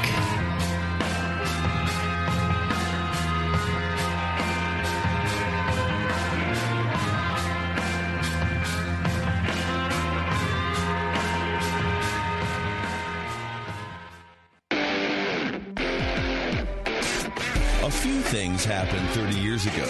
ARPANET migrated to TCP/IP, and the Internet was born. Revenge of the Jedi was renamed Return of the Jedi and opened in theaters. Mila Kunis and Emily Blunt were born, beginning a rad fantasy in my mind. But all of that pales next to the fact that HopTech opened its doors and began blowing homebrewers right out of their mash tuns. HopTech doesn't fuck around. Real people shipping awesome shit straight to you. Their new website is fast and easy to navigate. Or just call 800-379-4677 and let badass bitch Jade and the gadget guy Roberto blow their warm load of customer service all over you. So visit the site or visit the store in Dublin, California, and support those that support you. Get your brewing on at hoptech.com. Say hello to my little friend. You've heard about White Labs Pure Pitch yeast. Pure Pitch is yeast grown right in its final packaging. That means yeast that has never been exposed to the environment. And White Labs Pure Pitch yeast for homebrewers is now available to everyone at homebrew retailers nationwide. Easy to use, perfectly sized, and ready to pitch. White Labs yeast packaged using their FlexCell process ensures the purest yeast on the market. Visit whitelabs.com to learn more about Pure Pitch, FlexCell technology, and how it's created. Then visit a homebrew retailer near you for your own perfectly sized package of Pure Pitch yeast. And you can say hello to your own little friend. www.whitelabs.com. When I order a beer, I want my server to know more about it than I do. I want someone who enjoys good beer and loves helping others enjoy it too. I want someone who knows how to pour a perfect pint for every beer style. I want a Cicerone. The Cicerone Certification Program is creating the type of people who help you enjoy great beer. Home brewers and craft beer lovers know beer is more flavorful and complex than ever, and it takes some serious knowledge to store and serve beer right. Cicerones know beer. There are 3 levels in the Cicerone program: Certified Beer Server, Certified Cicerone, and Master Cicerone. Cicerones are truly the sommeliers of beer. The best beer locations have a certified Cicerone on staff. Relaxed and unpretentious. Cicerones are tested on storing and serving beer, beer styles, flavor and tasting, the brewing process and ingredients, and pairing food with beer. Learn more about your next beer guide at cicerone.org. Certified Cicerone, because it takes top talent to present a perfect pint. Do you know the 3 most important rules in brewing? Sanitation, sanitation, and sanitation. And no one does it better than 5-Star Chemicals. 5-Star knows sanitation. You can only sanitize clean equipment. And 5-Star knows how to clean, too. For craft brewers and home brewers, 5-Star has what you need to keep your fermenters, serving tanks, kegs, and draft lines sparkling and free of any beer-spoiling bacteria. PBW, caustic, acid cleaners, Star Sand, SaniClean, lubricants and defoamers, pH stabilizers, and more. 5-Star Chemicals has cleaning supplies, safety supplies, heat exchangers, pumps, hoses, and valves. And 5-Star is proud to offer eco-friendly products that exceed customer expectations. If you have a cleaning problem, you need the 5-Star solution. Visit 5starchemicals.com or call 800-782-7019. 800-782-7019 and get the 5-Star treatment today. Adventures in Homebrewing have the knowledge and expertise to craft their own gear and original recipes. Some of the things homebrewing.org creates and manufactures in-house are the Brutus brew stands and propane burners, the Serial Killer adjustable 2-roller grain mill with 7-pound hopper, custom stainless steel false bottoms designed to fit kegels, coolers, and mini-sized brew pots. The brewers at Adventures in Homebrewing have designed a huge selection of original recipes for extract and all-grain brewing. Adventures in Homebrewing original recipes are tried and tested, proven to be of the best quality. And right now, Adventures in Homebrewing is shipping 24 of their best recipes for free. Visit homebrewing.org for the most current selection. Once you try one of Adventures in Homebrewing recipes, you'll keep coming back for more. And now, it's even easier with free shipping on these kits. Brewing Network listeners receive 10% off their homebrewing.org orders when they use coupon code IPA at checkout. See terms and conditions for full details. You're listening to the Brewing Network. Because like beer, radio shouldn't suck.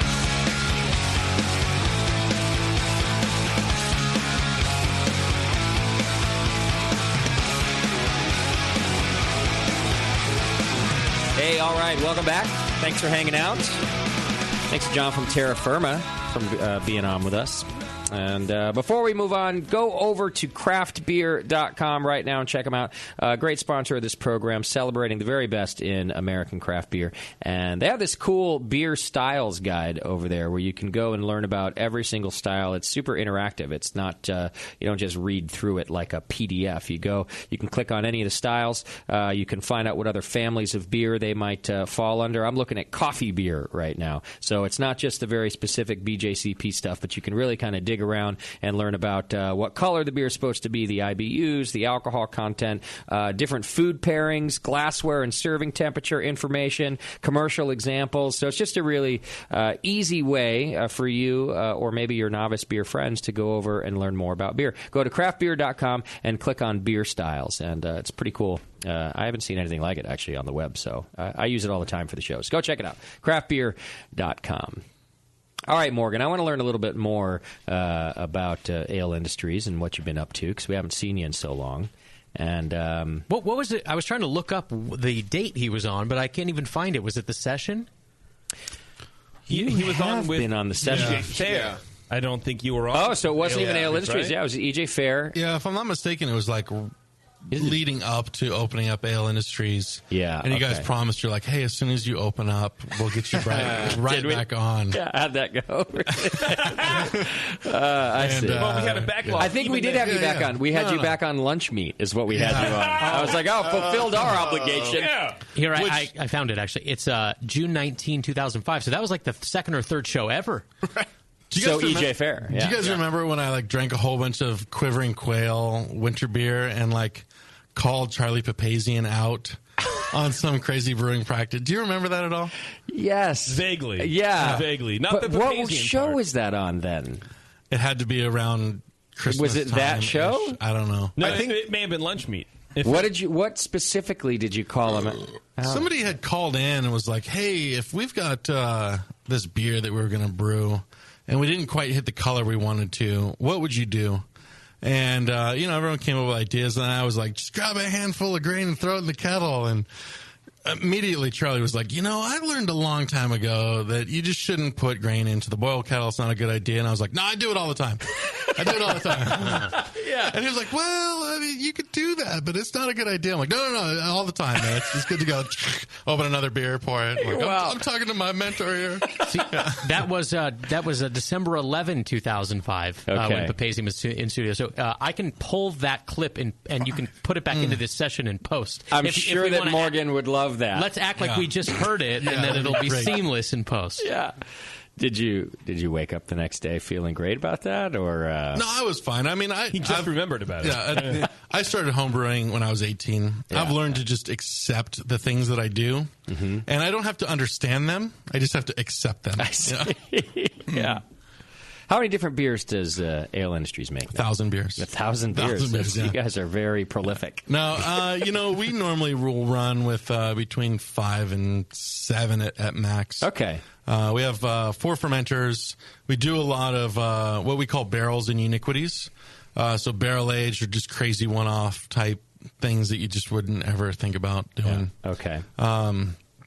So with those, we end up somewhere around the 7-ish number. But, with the 4 fermenters, it's kind of tough to keep going while you're trying to keep solid handles. So, that's about where we're at. And you guys are kind of like us, I feel like. You're a very slow-moving company. You're a slow-growing company. That's what people tell me, and I don't think that's a negative thing. The Brewing Network's always been sort of a cautious, slow-moving company, too, and we're not taking out giant loans so that we can expand or explode or things like that. And, you're the tortoise from The Tortoise and the Hare. Yeah. Slow and steady. Yeah, slow and steady. Am I wrong about that? Do you see your company that way? I see it both ways, actually. So, I mean, we definitely, the least amount that we've grown in a year is 20%. And we've seen 60% growth year to year in certain years. Morgan's the Hare. Yeah, you compare that to some other breweries, though, and maybe that's a little slow. Okay. There's other times, like when I measure our growth by, how fast my hair is falling out or turning gray or, the expansion of my waistline. All that stuff, it definitely seems like, wow, we're growing really fast. That's when I feel that way, too. Yeah. That's true. I read an article recently that gray hair is completely genetic, not stress-related. I totally disagree. So, and my wife, Laura, I love her very much. Hello, Laura. She's disagrees with this statement that I make all the time. But when I met her, I had no gray hair. Okay. And then my hair started turning gray on the side that she slept on. Uh-huh. And it didn't move on to the rest of my head until we had children. Yes, makes sense to me. Yeah, I think it is stress-related. You can feel her feelings towards you on that side. Yeah. They're oozing. Yeah. They're oozing into his hair. Yeah. Just wear a helmet. She sucks the life out of you. Yeah, it's definitely stress-related. You look at why I married her. Any president when they get elected, and then you look at them after their first term, and they've gone completely gray every time. Yeah. Totally hereditary. I feel the same, but I'm just pointing out yet another study. I don't know. So you opened Ale Industries in 2009, though.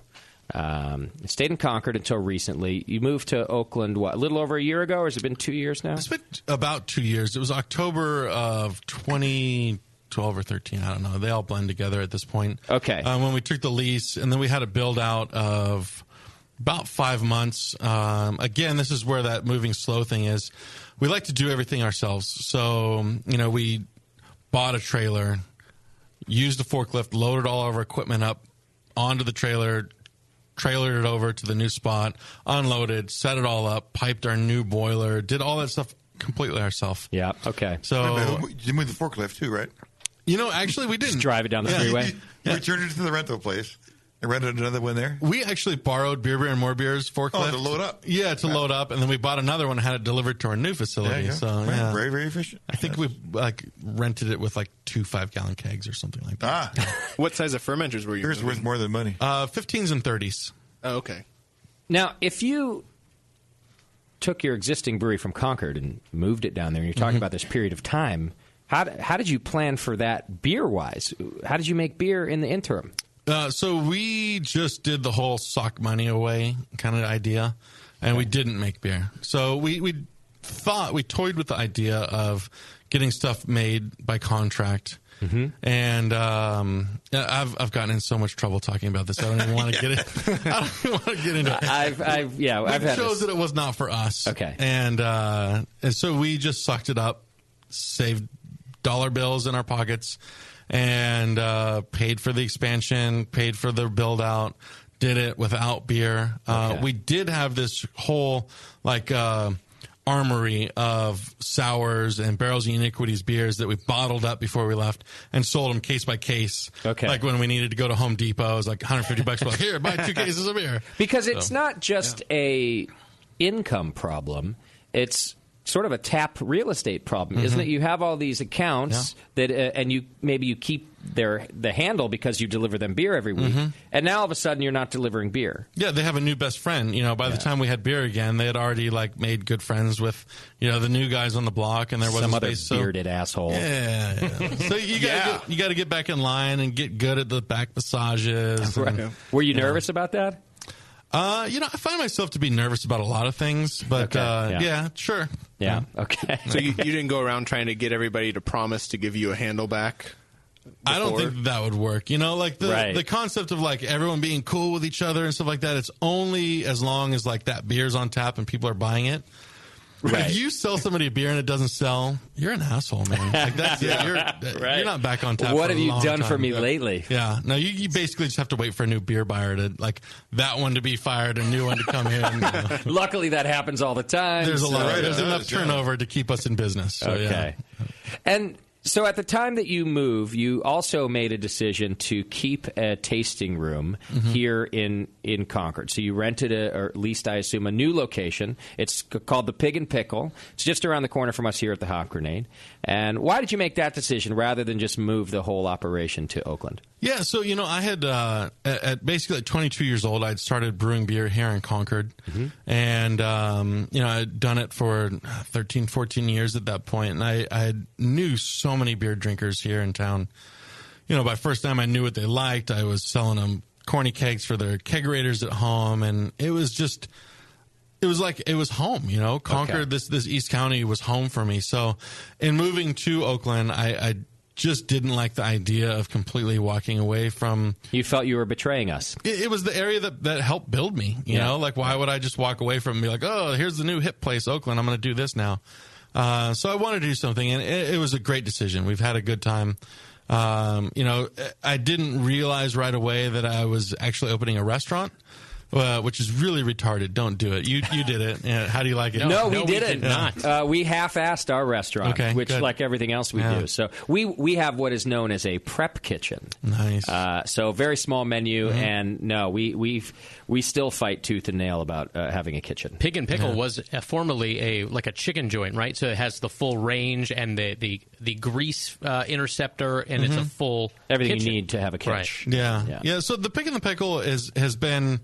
It has everything to it except it's all miniaturized. So it looks like you're going to be able to have this huge restaurant and do everything you want, but you get 2 people in there and it's just constantly battling. And over this last 2 weeks, I've actually been pretending to be a line cook there. Which has been pretty interesting. I think I burnt my beard pretty bad the other day. It used to be better than Beardy's. It was better than his. But now, I thought it was looking thinner than the last time I saw you. And grayer. Yeah. So you do have a full kitchen there, though. So is it all Ale Industries beer, or do you have guest beer as well? So we do run, 2 to 3 guest taps, which is kind of fun. We try and keep it hyper local. We figure, you've got stuff from all over that you're pulling from, and it makes sense for us to kind of differentiate because we're actually right down the street from, from your guys' place. So we differentiate a little bit by keeping hyper local, but then we also have like 30 to 50 bottles that we keep, and we bring bottles in from around the world, so that keeps it fun. I love it. Yeah. I do think that we've all done a good job of differentiating. We have you around the corner. We got us here. We got EJ Fair next door. What a cool little Concord family I think that we have. And people, I think, like to go to all three of us for different reasons. Yeah, I mean, it's really neat. We've kind of all grown up together in a way. Yeah. And, we each have our own slant on what beer is and how we want to present it to people. Sure. And I think because of that, there's like this broad enough selection of culture and styles and everything that it is, you can really have a true beer adventure in this area.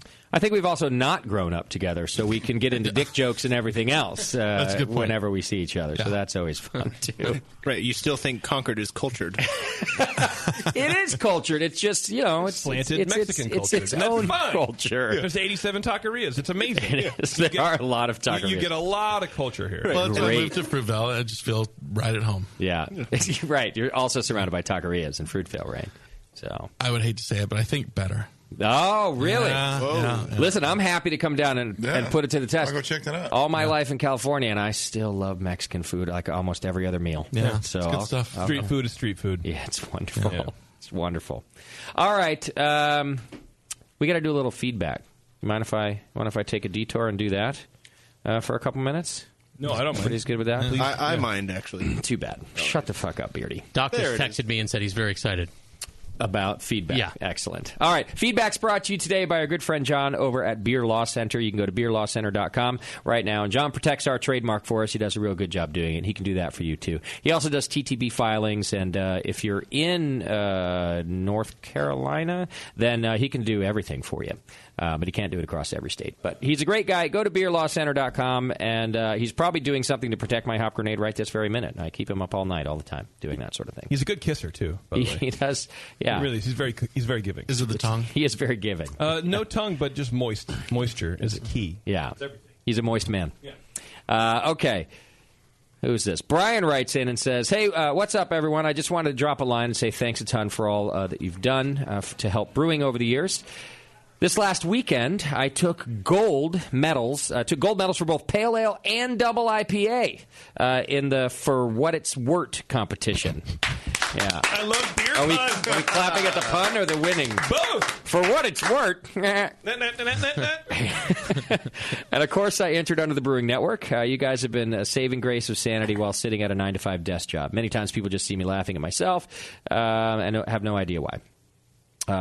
Anyway, in closing, he wants to say, shut the fuck up, Beardy. Shut the fuck up, Beardy.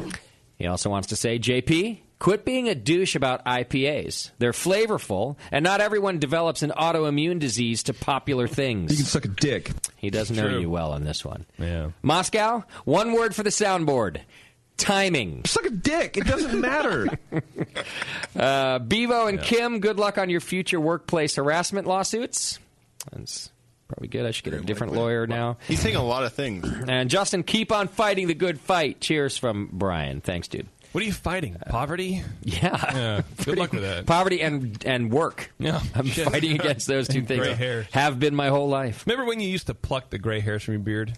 Yeah. Manually? Yeah. You gave up on that fight. I had to. Yeah, I mean, at the time there, when it was like 5 to 7. Right. Yeah. I don't even care. Now he wouldn't have a beard if he did that. I know. And Beard's too thin. so I've thought about what the next move is, because I'm still... The next move. Let it go. No, because no. You're going to rub shoe polish in your beard? Well, there's the option of... Let's go full-blown Brian Wilson. Just for men. No, that's not an option. It can't be an option. There's the shaving option. I could shave my face for the first time in 10 years. Yes, you should think about doing that. But your beard's so patchy, it's kind of like you're shaved anyway. Right. So, but that's what I mean, that patchy and gray, it's, I don't know. It's your thing now. Well, next time you go on vacation, That's the problem. I never wanted it to be my thing. You're the weird facial hair guy. Yeah. Next time you go on vacation, just shave your beard on the first day, and so if you don't like it, by the time you come back, that the growth will kind of be back somewhat. Yeah, no, it takes a while with me. So I can take a nice long vacation if you'll cover the show, and then I like your Everyone plan. likes that. I could loan you some of mine and some Elmer's when you come back from vacation. Why isn't yours gray at all? And what are you going to do when it is? Well, Beardy? 10 years Yeah, old. only his hairdresser knows. I'm not even 30 yet, so I don't need to worry about that. Yeah. You're my age, right, Morgan? What are you? I'm 37. 37, yeah. Yeah, I thought so. I would say grow your beard out and experiment with colors. You look like a good purple man. Great, thank you. I'm never taking your advice. The problem with the Just for Men is that it dyes it all one color. But if you look at your beard, there's there's different colors. No, then I Highlight can it. Rainbow. touch of gray. Yeah. There's a formula for everything. Salt and pepper. You've got the salt and pepper look. It's nice. Look, I'm not push it real keen on good. doing the dye job. I think it's more likely that I do the shave job. But the thing is, if you think I look stupid now, remember me with short hair and a shaven face. Yes, I do. And very much I didn't get laid very often. You have a And girlfriend now. Who gives a shit? yeah, She clearly loves you for other reasons, which will remain my nameless. money. You think? No, I don't think so. Right. All right, let's move on. Sorry. We'll discuss before we this get- as my life goes We on. start talking about dick size. Yeah, exactly. All right, Geezer Brew writes in, hey, gents, I wanted to give thanks for the fantastic content. I just signed up as a corporal in the BN Army. Thanks Thank for that. you. Yeah. Your community of flabby, middle-aged, self-deprecating asshats really have something great brewing. I recently did a 130-mile bike ride called the Death Ride. Why would you do that? That's a good question. He's a geezer. So we were driving through Yosemite. I would see these cyclists driving up the hill. And it was like a knee-jerk reaction. Every time I saw them, I'd be like, fucking idiot. Well, who does that? Cyclist is derived from the word psycho. Idiots, yes. Well, also healthy people. Right. Wow, there were so many of them on the road. It just seems so not fun. Needless. I'm going to sweat and ride up a hill wearing spandex. Yeah. So when I first got into running vegetable oil in my truck, we were heading out to Mammoth Brewing Company. For their festival. I think it just happened. Yeah, that's where we just were. That's where we came from, yeah. Yeah. So I decided to go through Yosemite and go up and over the Tioga Pass. Yeah. And right as I'm at the very peak, I wasn't aware of this, but diesels, when they get way up in elevation, they get really choked down on air, and they just start spewing this black smoke out. And I'm barely able to creep up. I've got like 2 tons of beer in the back of my truck. I'm barely creeping up Tioga like a Pass. locomotive. I've got this like line of cars behind me, and there's this guy just huffing on his bicycle. And I'm like spitting out like a train out of the side of my truck, and I see like the soot behind me and the cyclist coming up, and I want to like honk my horn and be like, sorry, dude. Yeah. But I didn't. I just rolled up my windows and just kept going. Like, What are you going to do? barely 1 mile an hour faster than the bicyclist. He's in the most like pristine national park environment. Oh, Morgan, man. you just undid all these years Right. worth of green brewing in one fell swoop. Well, it was Your green carbon black emissions It's smoke. carbon pretty neutral. high. Carbon neutral. Though. Even at Yeah. 8,000 feet? I don't know. Yeah. That's a lot of soot, bro. So no one's perfect. The RV we were in is also a diesel, and I just made sure that my rear view mirrors were too dirty to notice if it was the dirt on the mirror or the black soot coming out of the vehicle. That was a Smart, legitimate question at one point. And then when we stopped, I decided to clean them for you. Yeah. So then you would know for sure. But by that point, you hit the flat land. so it's Exactly. fine. So as far as I'm concerned, we were clean all the way up that hill. Yeah, we were definitely clean. So this guy did this 130 mile bike ride, and then he says, your podcast got me through the inane training sessions to be able to finish the ride. So amazingly, you can actually listen to the show without being completely off your tits drunk, he says. Wow. All right. I Well, wouldn't recommend it. I would not try it. All right. You know who else does that ride is Paul Brown. Yeah. Oh, he does? Which is why his name in the form is Death Rider. Is Death Rider. Yeah, I think he just did it. Does it or did I it think at he- one point? No, he did it at He's one done point. several. And The he last just one. did it How does he do it? recently. Yeah, in the last 4 weeks. Isn't he like, He's isn't like he 60 90 years years. old? He's insane. He's old enough, Well, yeah. no, he's 45, but he looks 90 because he fucking rides his He bike does this for no thing. reason. Yeah. Yeah. He's head and shoulders healthier than any of you in that room. Now I agree, but what a boring Yeah. life being healthy. Spoken like the woman who just ate a pound of cheese. Shut up, Warren. All right. That's a good point. Here's an update on our friend Spider Wrangler from Jim. He says, hey, guys, I'm hoping you can do this shout-out. I just wanted to let everyone know that from here on out, our friend that was formerly known as the Spider Wrangler shall be officially known as Dr. Spider Wrangler. Yeah. Our friend Ryan Bell has successfully defended his dissertation on spider fucking or behavior, whatever he did, at the Ohio State University here in Columbus, Ohio. All of us from the Sods Homebrew Club in Columbus are proud of him, and now he can get back to brewing beer instead of watching spider porn. So It's PhD, though. It's fake doctor. Fake doctor, yeah. Like Doc. Right. All right, and then Bjorn writes in. At one time, was he a baby Bjorn? I'm sure he was. Thank you. Titled Lifter Ups of Spirits. Hi, some feedback for you guys. A while ago, I started building a microbrewery in Sweden. And as many others, I have, of course, experienced that some parts of the endeavor is very tedious and time-consuming. Can you tell that this has been translated? A lot of people write in and compliment you on the quality of information, etc. But quite frankly, that is not so much what I want to thank you for. That's not bad. That's pretty good. Well, it's honest. It's very verbose. During the building phase, whenever I have been ready to give up trying to piece together a surplus boiler with a dairy tank using Chinese almost correct measurements, stainless fittings, or something similar, I have tuned to the session. Listening to you guys banter with brewers who once where I was where gave back the enthusiasm for the craft and made me want to continue. That's still pretty good. Yeah, it's not bad. He's doing all right. Was finally ready to sell my first batch of beer 9 months ago, partly owing to the BN. Wow. Regards from Bjorn. And if you want to go check out his brewery, it's at scagalosa.se. You spell it. I don't care. I'm glad to hear you guys are giving it back. Yeah. SKAGGALOSA.SE. Scagalosa. Scagalosa. Sounds like a weird American word, actually. And then he says that the session actually makes for great background noise during manual bottling. Oh. So, You can't hear shit during manual bottling. That's why it's background noise. It's great background noise. That's where our show is good. All right, that is your feedback today, brought to you by our good friend over at Beer Law Center. Go check them out and do good things with them. Okay, we're going to take another break. When we come back, what are we doing? A little Find the Fake today? Yes. Is that our game? It's been too long. All right, I think that Morgan, if he can stay, will play Find the Fake with us. You down? I'm down. And then we've got some of our Australian listeners. Brendan Abbott is with us tonight. If they haven't gotten arrested yet, because you know how those Aussies get, then I think they're going to come on the program and play Find the Fake with us as well. And then maybe, we need a couple contestants from home. So 888-401-BEER. Give us a few minutes if you're listening live, like 10 to 15, because we're going to take a little break here. And then call in 888-401-BEER, and you can play Find the Fake along with us. It's JP's favorite invention. Yes. That he invented. Do Aussies get arrested? Can't they just charm the police officer with their accent and just walk? Yeah. No, they get arrested for beating people up. There's billboards all over Australia about not beating up your friends and beating... Really? I'm not exaggerating. Wow.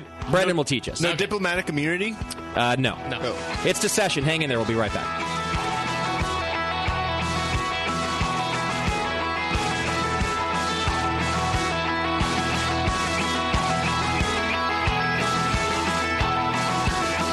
You're listening to the Brewcasters. Brewcasters on the Brewing Network.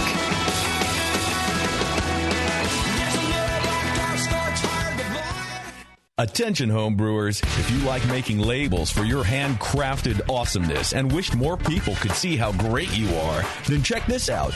Grog Tag, the makers of custom reusable labels, and craftbeerandbrewing.com are hosting the first ever National Homebrew Label Awards. The top 10 labels will be featured at the 2015 National Homebrewers Conference in San Diego to more than 5,000 attendees, and more than $2,500 in prizes will be awarded. If you've created a label at any time in the past year, you're eligible to enter.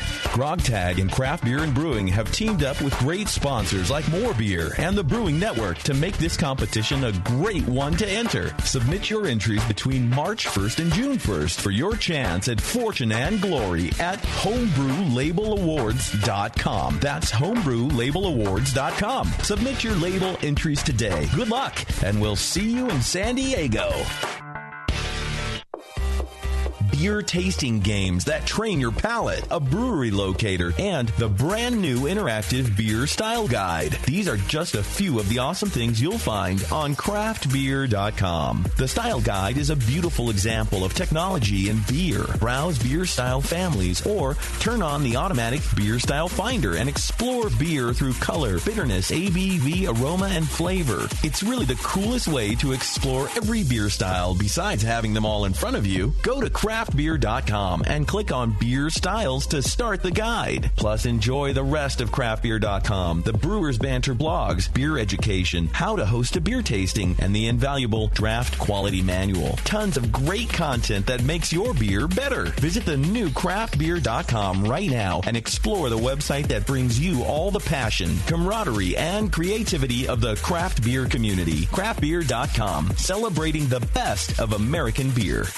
Are you looking for a simple brewing system that's great for all grain brewing, but everything on the market seems to be full of compromises? Blickman Engineering has the answer. The Blickman Brew Easy All Grain Brewing System. The Brew Easy is a complete system with easy upgrades and a beautiful compact design, perfect for any size brewing location. At its core, the Brew Easy is built on two gorgeous Blickman Boilermaker brew kettles, a high-temperature March pump, and either a top-tier gas burner or the new Boil Coil electric heater. The Brew Easy adapter lid allows the pots to stack on top of each other, forming an efficient, strong, and compact brewing setup that comes in 5, 10, and 20-gallon batch sizes. Upgrade your Brew Easy system with full automated control by adding a Blickman Tower of Power temp controller and make moving around easy with the Blickman Kettle Cart. The Brew Easy is modular. If you already own a Boilermaker kettle, you can build your Brew Easy by purchasing just the modules you need. The new Brew Easy all-grain brewing system. See it today at BlickmanEngineering.com and brew with Blickman quality on your new Brew Easy. Williams Brewing is your online resource for prompt delivery of quality home brewing supplies. Since 1979, Williams Brewing has offered the finest equipment and the freshest ingredients, backed by the best customer service in the business. Do you like to mash using efficient fly sparging, but would like an easy way to heat your strike and sparge water? Enter the new Brewer's Edge electric mash water heater, a plug-in, anywhere, precisely controlled heater for strike and sparge water. Ditch the fumes and second burner and make mashing easy. Go to williamsbrewing.com today and browse their vast selection. That's williamsbrewing.com. Orders placed by 4 p.m. Pacific Time weekdays ship the same day. Brewing is easy the Williams way.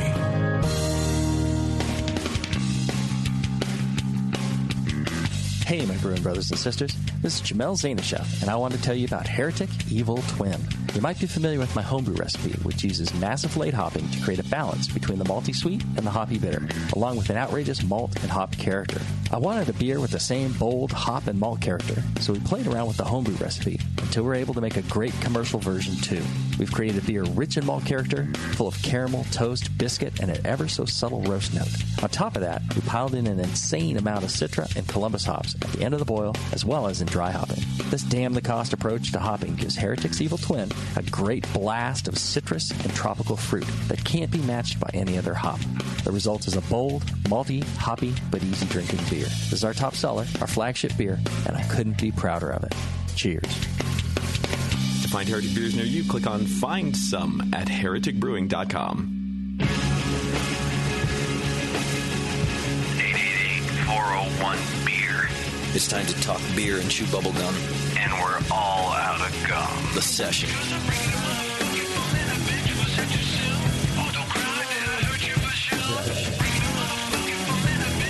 All right. Welcome back to the program, and thanks once again for sticking with us all these years. Not even just for the break, but all these years. We appreciate it. You're welcome. All right, we are back on the program. We got a little bit left to do here today. We're going to play a game tonight. We're going to play Find the Fake, which we haven't done in a little while, so I'm excited about it. I know, me too. Yeah. I've been missing it. It's going to be a good time. Before we do that, don't forget that the new book from Gordon Strong, published by Brewers Publications, is out now. It's Modern Homebrew Recipes, and what a wonderful book our friend Gordon has written. He's a well-qualified brewer and author, and provides specific advice on sensory profiles for each beer. His recipes are provided as brewed with delicious variations to get the creative juices flowing. Modern Homebrew Recipes is more than a book of recipes. It's a book that sets brewers on the path to discovering what's new in the world of homebrewing. Go check it out right now. You can go to brewerspublications.com. And we love Gordon. He's a good dude. Check out the book. All right. Another big guy. He's a tall dude. Tall guy? He's tall. I think he's taller than me, as a matter of fact. Really? I think, isn't he? I don't know. I wouldn't have guessed he was that tall. Me neither. Maybe he's like 6'6". You're what, 6'4"? 5. You're 6'5". Yeah. I don't think he's that tall. He's right there. He's average. What are you, Morgan? I'm exactly JP's height. 6'5" as well. Yeah. Okay. But I'm much better looking. And how about your IQ? Where's that on par with JP? 35-ish? Is that where we're at? For IQ? Yeah. What is it? Like combined? Combined 35 or I'm not sure. All right. So we're going to play Find the Fake. Find the Fake. Yeah. So takes so much. 888-401-BEER if you want to play. I think we got room for 3 contestants on the phone. I've got 1 contestant on Skype. And then what we usually do here in the studio is we just sort of play along and try to help our contestants by giving them our advice. Even though we all suck at this game. And we brought a random guest out of the bar to play, too. Yeah. Today our random guest is from Australia. Brendan Abbott. Yeah, that's right. Hey, Brendan, welcome to the studio, man. Thank you very much. Brendan took good care of us. Craig as well, who's here in the studio, took good care of us when we went out to Australia. Made sure we didn't get eaten by wallabies or whatever eats you there. Probably not wallabies. Everything. Everything else. But everything but wallabies eats you in Australia. That was a good time. We spent most of our time driving around Australia looking for kangaroos. The only kangaroo I saw was a large dead one on the side of the road. I saw one. There's dozens of them. I drove back from Canberra into Canberra to Sydney with Craig and Brendan. And it was funny seeing the different roadkills. Like, whoa, their roadkill's a lot larger than our roadkill. It was the thing. Yeah, it's not entirely true. I did see kangaroos when I got down to Perth on the golf course. Kangaroos everywhere on the golf course down there. So I was excited. Good Australian cliche really brought home. You know, I've got a shameless plug for the pub. We actually serve kangaroo tacos. Is that right? Oh, yeah, hey, a little taste of home, guys. There you go. Come on, I'll buy you a taco. They were over there today, weren't you? Yeah, I saw the menu, but no. So that's like roadkill to us. I got a question then for both of you, for both Morgan and for Brendan. I saw kangaroo meat, kangaroo burger, kangaroo this, kangaroo stew on the menu at different places. I thought maybe it was a joke. Are you telling me that you have actual kangaroo on your menu? Actual Nevada-raised kangaroo. Nevada-raised. Genuine Nevada kangaroo. Is that what the label says? Well, once they get too old to actually turn tricks, yes, they grind them up for meat and we make tacos out of them. Wow. Interesting. It's weird. Is it just like the Australian deer? Is it just gamey? What does it taste like? Yeah, what's the flavor profile? It tastes like taco meat.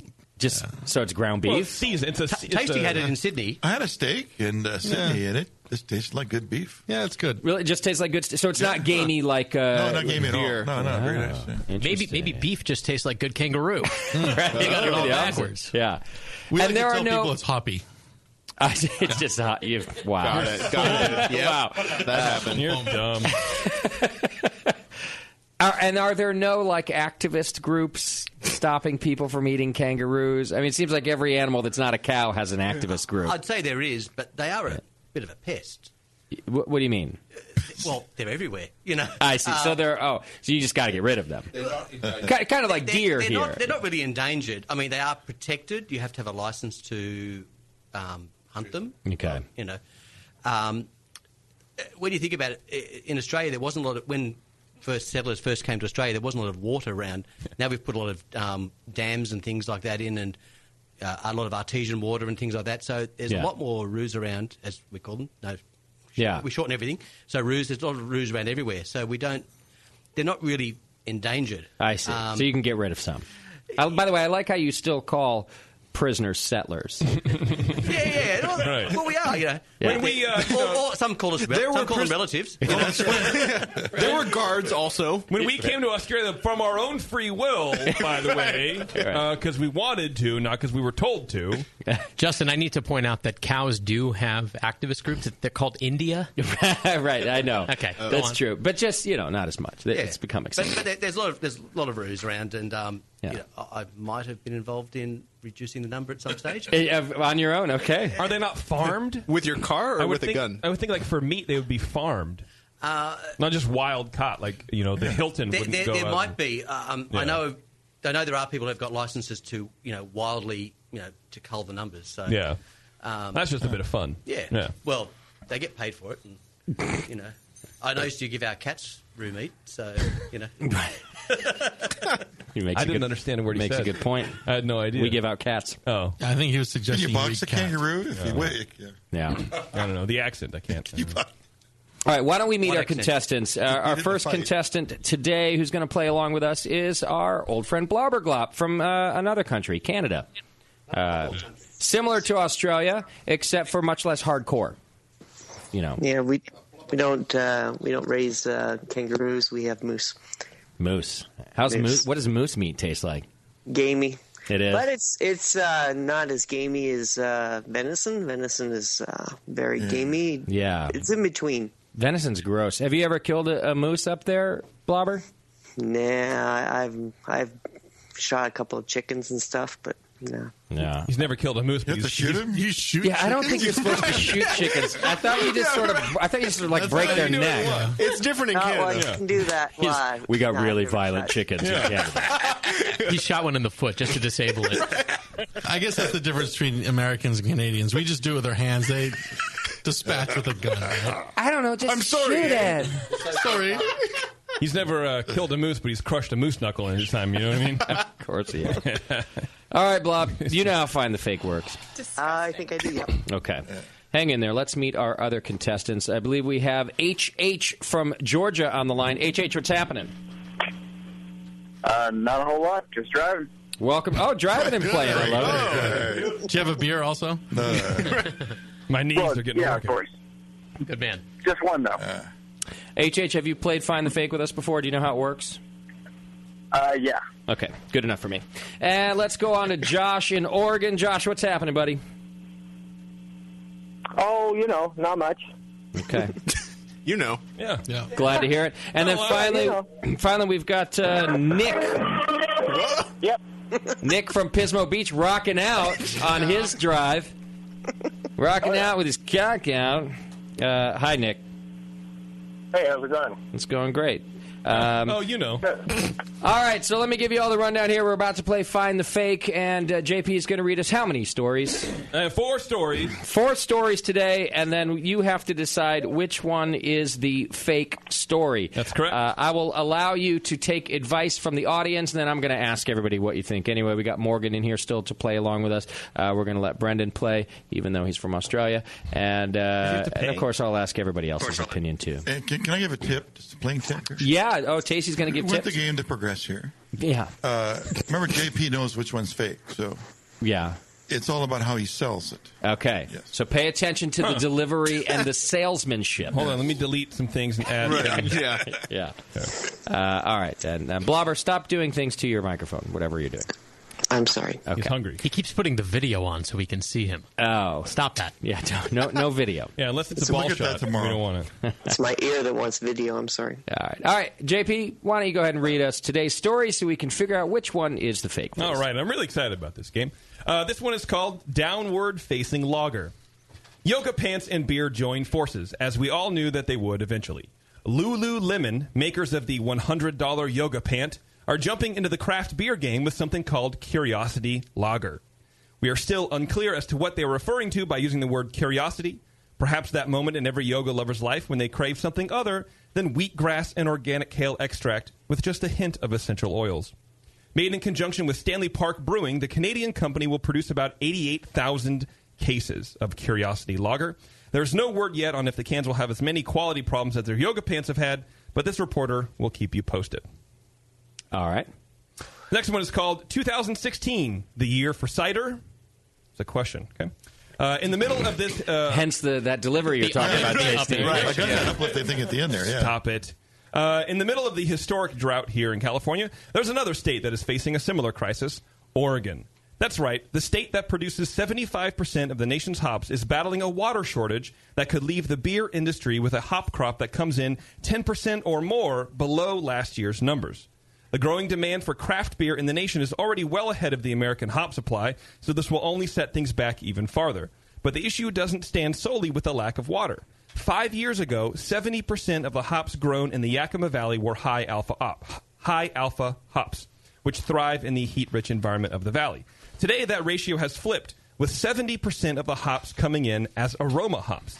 The downside to this is that these aromatic hops, many with European heritage, don't like the heat. While many growers aren't saying anything for sure, all signs point to a coming slowdown on Oregon-grown hops. Combine that with an expected 16 to 50% drop in the German harvest this year, and we are in for a world of hurt, potentially. What was that one titled again? 2016, the year for cider. Got it. All right. Did you notice the cider? Yes. I thought it would be like, hops are fucked. Good sell. Yeah. That's why you don't write this game tasting. I get it. Form it into a dildo and ram it in your... Okay. This next one is called Bottle Boy. I think we can all recognize rugby as the world's most manliest sport. Woo! Free from the bulky padding and whiny concussions of football, the flopping on the ice in hockey, or even the really, really long breaks in between each pitch thrown in baseball, rugby sits alone at the top of Man Mountain. Now, rugby players in Argentina are able to elevate their manliest man status even more with the advent of the Salta beer tooth implant. Designed to replace a tooth that has been knocked out during rugby, the Salta beer tooth implant is, essentially, a bottle opener shaped like a tooth. The wearer is able to eat with it normally while having the added advantage of being able to pop open a beer bottle sans emergency visit to the local dentist. Wow. Video footage has surfaced of not only the procedure, but the recipients, all professional rugby players, actually opening bottles of beer with their new implant.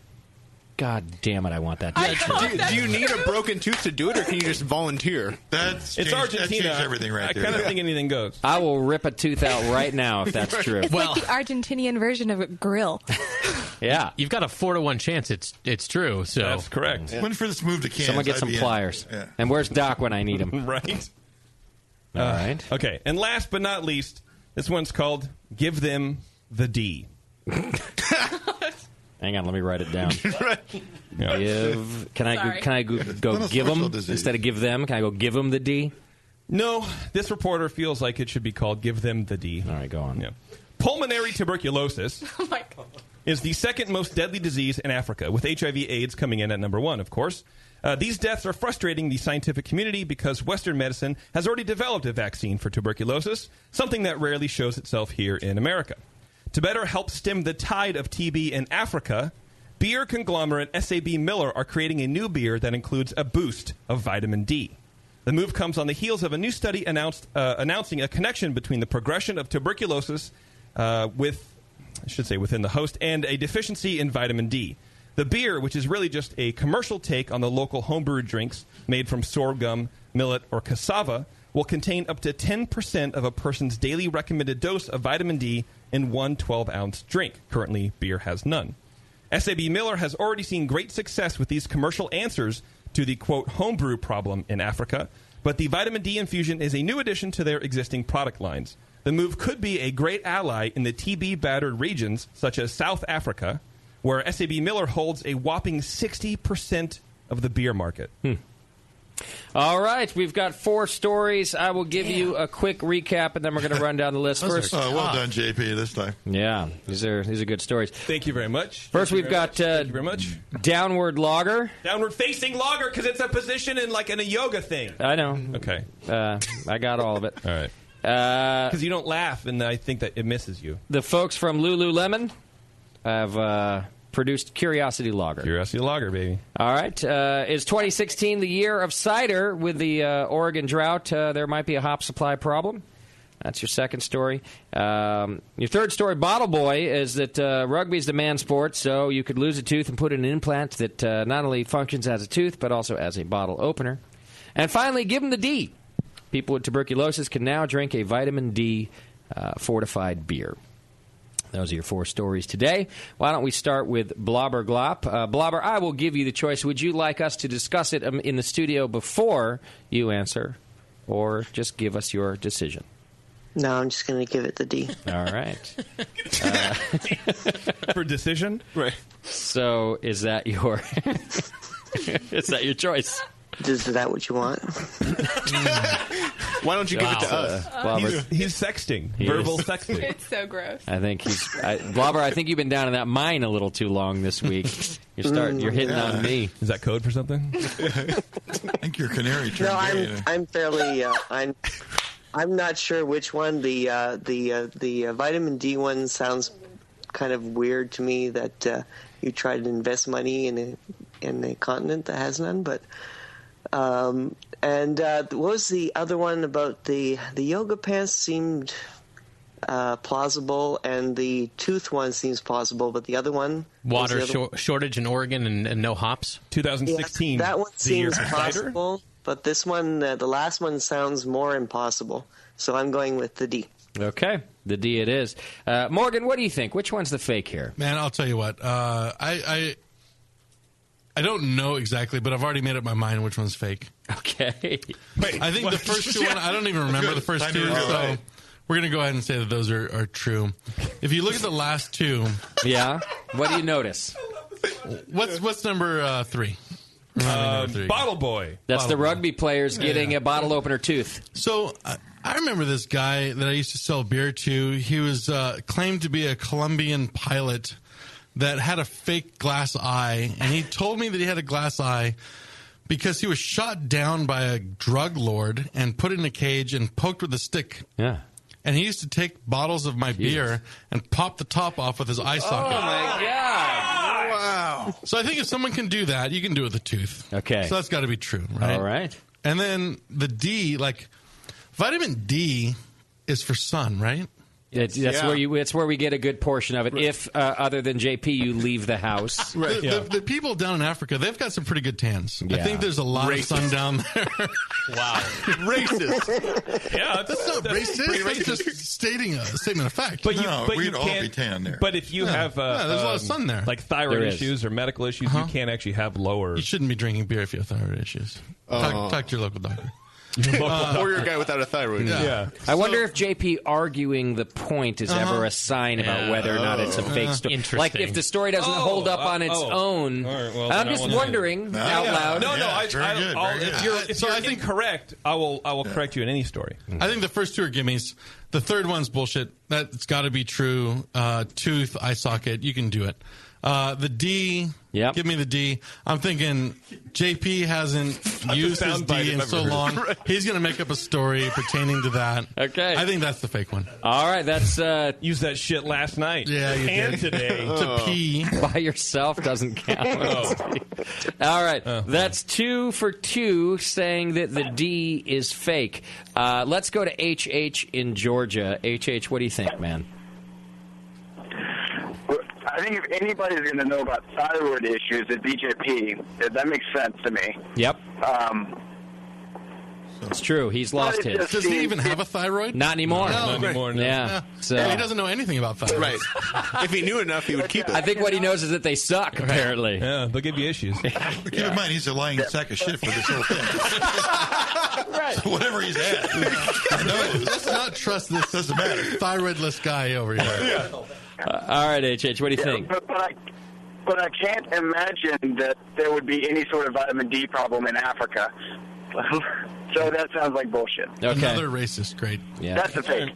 Yeah. Give me the D. All right. All right, another one for the D. Wow. Man. All right, Tasty, where are you at on this? Man, I hate to jump the D shit, but... Tasty's going DD. I want them all to be true, except for the rugby.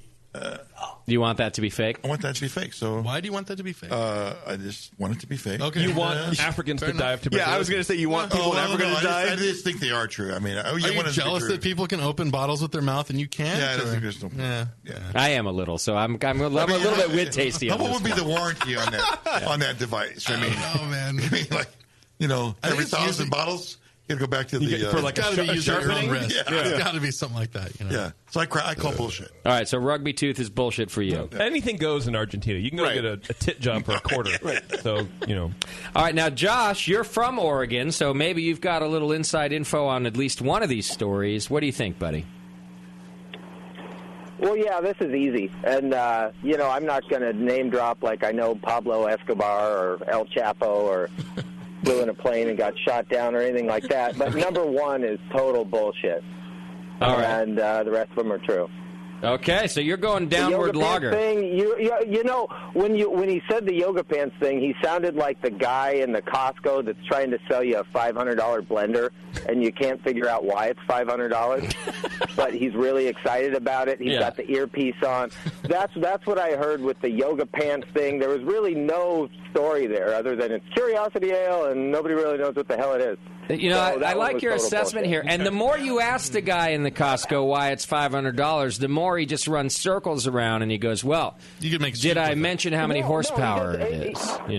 Yeah, he just starts ramming pineapples through it and just, what? You want to know what? Watch this pineapple. Give me your cell phone. I'll show you why it's $500. Nice. MSRP is $600. Exactly. We're giving you $100 off. Smart guy.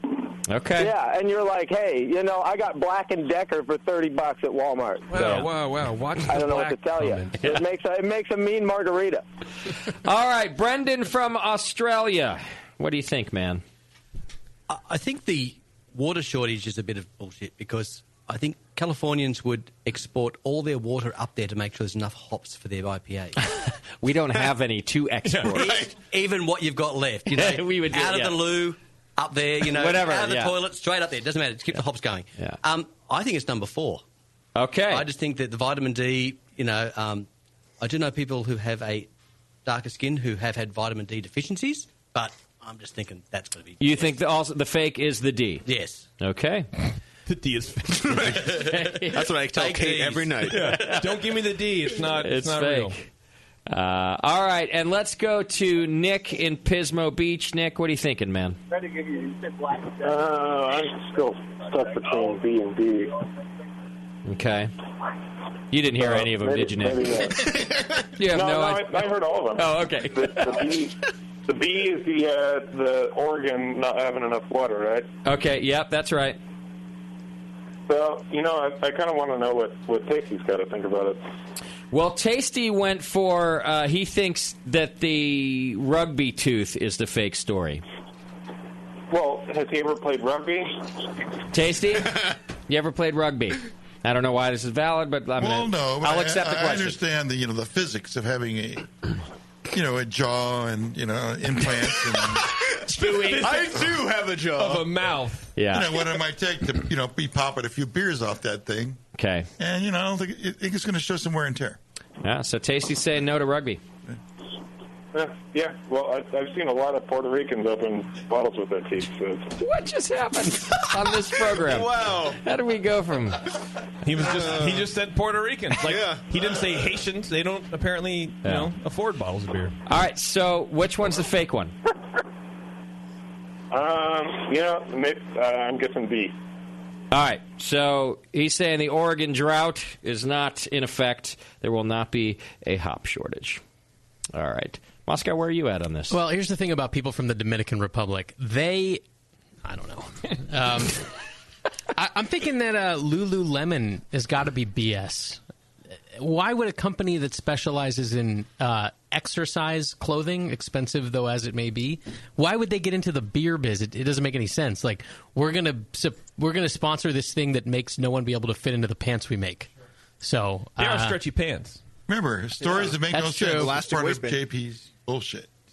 Yeah, remember that? It's all bullshit. It is all, but this it's so tough. I can see your point, Tasty, about the tooth thing. That's like, how could it last more than a few weeks? You pop that thing right out of your mouth. That's right. They're actually all fake. It's somebody all. I'm going the Lululemon. I don't buy it. Okay. Yeah. Beardy, where you at, buddy? So I was torn between the Oregon water shortage because, to me, I'm not a cartographer, but Yakima is Washington to me.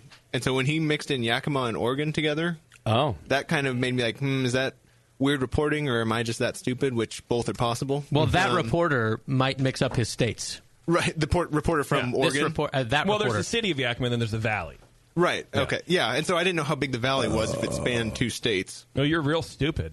Yeah, I know. All right. I left that as open. Okay. Great. And then also the vitamin D being in Africa. There's a lot of sun and places to tan in Africa.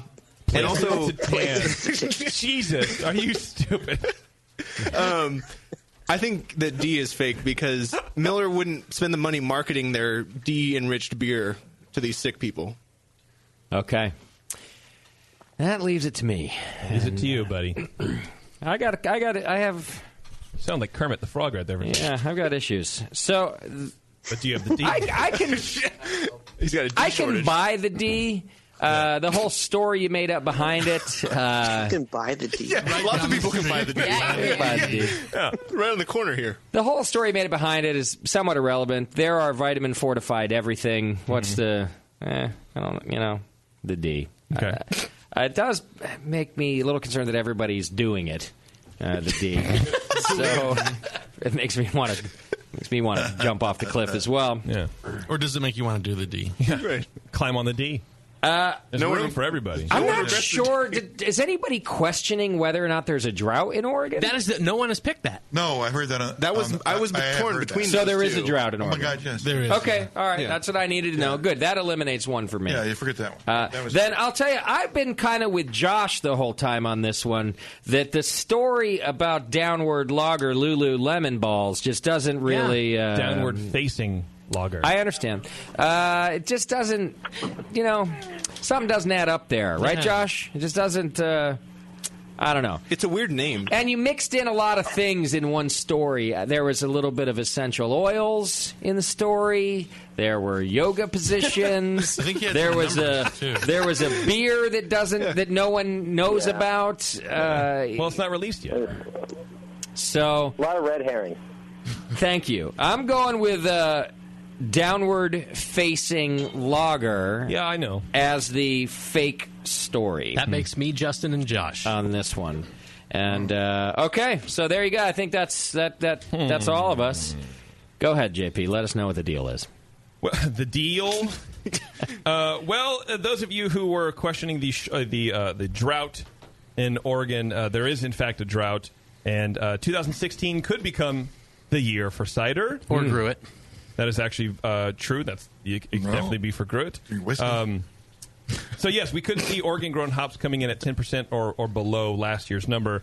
And when I was researching this for this article, the German thing was real. Like, some people are predicting a 50% drop in the harvest in Germany and European hops in general this year. That's going to be a disaster. Wow. Yes, it's Another one. Like 16 minimum, and some people are going like, if we don't get rain in the next 5 to 6 days, it's gonna be fucked. Tasty, we better get that Hop Grenade IPA brewed fast, huh? Really?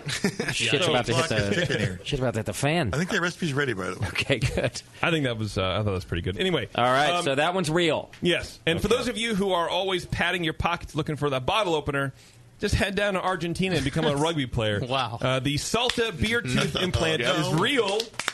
Wow. Salta beer is as everybody knows. I want to know the number of bottles to get open with there. Wow. Before it pops out He again. wants a warranty. It's a beer producer in Argentina. I think it's one of the country's largest.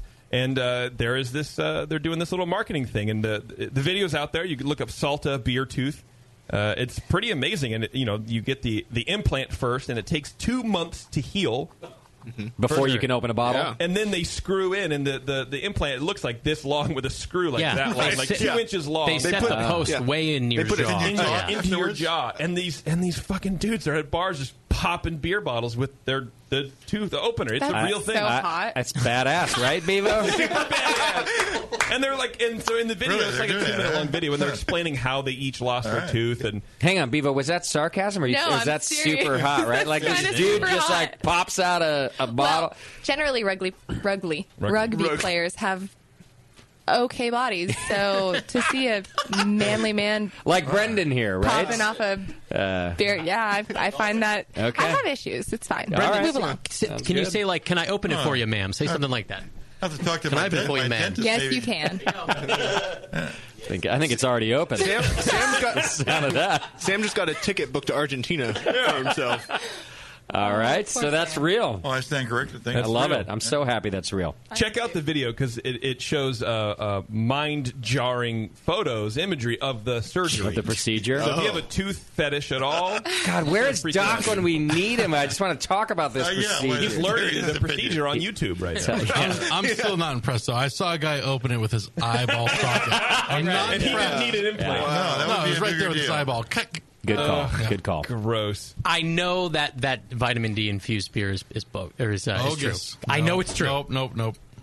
All right, he's down to 2 stories. Yeah, and I don't know how to let you down and up first. I don't know. The D does hurt. Well, maximize the drama, please. I'm going to try. Right. For everybody who's a fan of the $100 yoga pant, you can soon in August. Mid-August, you can go to the Lululemon Festival somewhere in Vancouver and buy Curiosity Lager after your downward-facing dog. That is the stupidest thing I've ever heard. And to Scott, to your point, what Lululemon is doing, which I know way too much about this stupid company now, they're getting into the male clothing line. And so they're targeting men's with the Curiosity Lager made with lemon drop. God damn it! What is that? So are they making like jeans for men? What are the pants? It's like a stretchy jeans, a non stretchy black jeans. Actually, they call it an ABC pant, which is an anti-ball crushing pant. Wow! Are you serious? Swear to God, they should just give them out to all brewers. Yeah, I could use some of those. Part of this campaign. See my balls. I need those. Yeah, it's amazing. So that makes give them the D. The false story. I'm so upset about this. However, it was based on a lot of sound science that I knew that you guys would be too dumb to figure out. There is a study that is linking a rise in tuberculosis within the body to a deficiency in vitamin D. Okay. So you guys have learned something. Right. Though. You just picked Africa. Well, the wrong spot. If you picked Greenland, that's where Scandinavia. You knew that you would distract us with racism. Yes, the study was done from participants in Africa and Pakistan. But it's fake, so they weren't really. Both very sunny places. When is it going to get real? All this science. We're all still listening like, wait, really? Yeah. And Morgan's like, no, it's fake, you idiot. It's real. The only thing that's fake about the story is that SAB Miller is making a vitamin efficient, homebrew with like sorghum and millet or JP, whatever. I don't know when to believe you. So it has components of truth? Yeah. This sounds But that's good, though. And he picked SAB. No, it's always been like good. that. All right. He's not the one that's a curve. Okay, well, that means that Blobberglop, H, and HH are our contestant winners on the phone. Damn it. Well done. You will both receive a prize from the lovely Bevo at thebrewingnetwork.com. Send her your information. And actually, I can just leave everybody on the line, probably. You can talk to them. Or they should just email me. All right, email Bevo at thebrewingnetwork.com. That's Blob and HH. Blobberglop, thanks for playing. Blobberglop. Can't read my own writing. That's my new name. Yeah, I'm going to move it over to Bob. I mean, Blobber, it's been too long. Yeah. My name is Robert. All right, I'll go Robert. Robert. All right, anything else, Robert? No, I'm good. Thanks. Have a good time and peace out. All right, thanks, buddy. Have a good time. Thanks to all of our contestants, HH, Josh, and Nick. HH, make sure you email Bevo as well. That's another fun game. Also, of our people in the room, Morgan won the game. Brendan from Australia won the game. Thank you very much. Yeah, well done. And Beardy won the game. Once again, you sounded so excited. Moscow and I lost the game. I suck at this game. And Tasty, yeah. I'm trying to remember if I've won one yet. I think once. I don't think I have. I've got a pretty good record, even though I lost big today. Yeah, Tasty's all I took right. the long shot. Yeah, I blame Josh. He threw me off. Yeah, with his Costco description. We all learned who the PC people are in the room. I hang out with JP too much because he throws me off with saying things that we've had conversations about outside of the studio.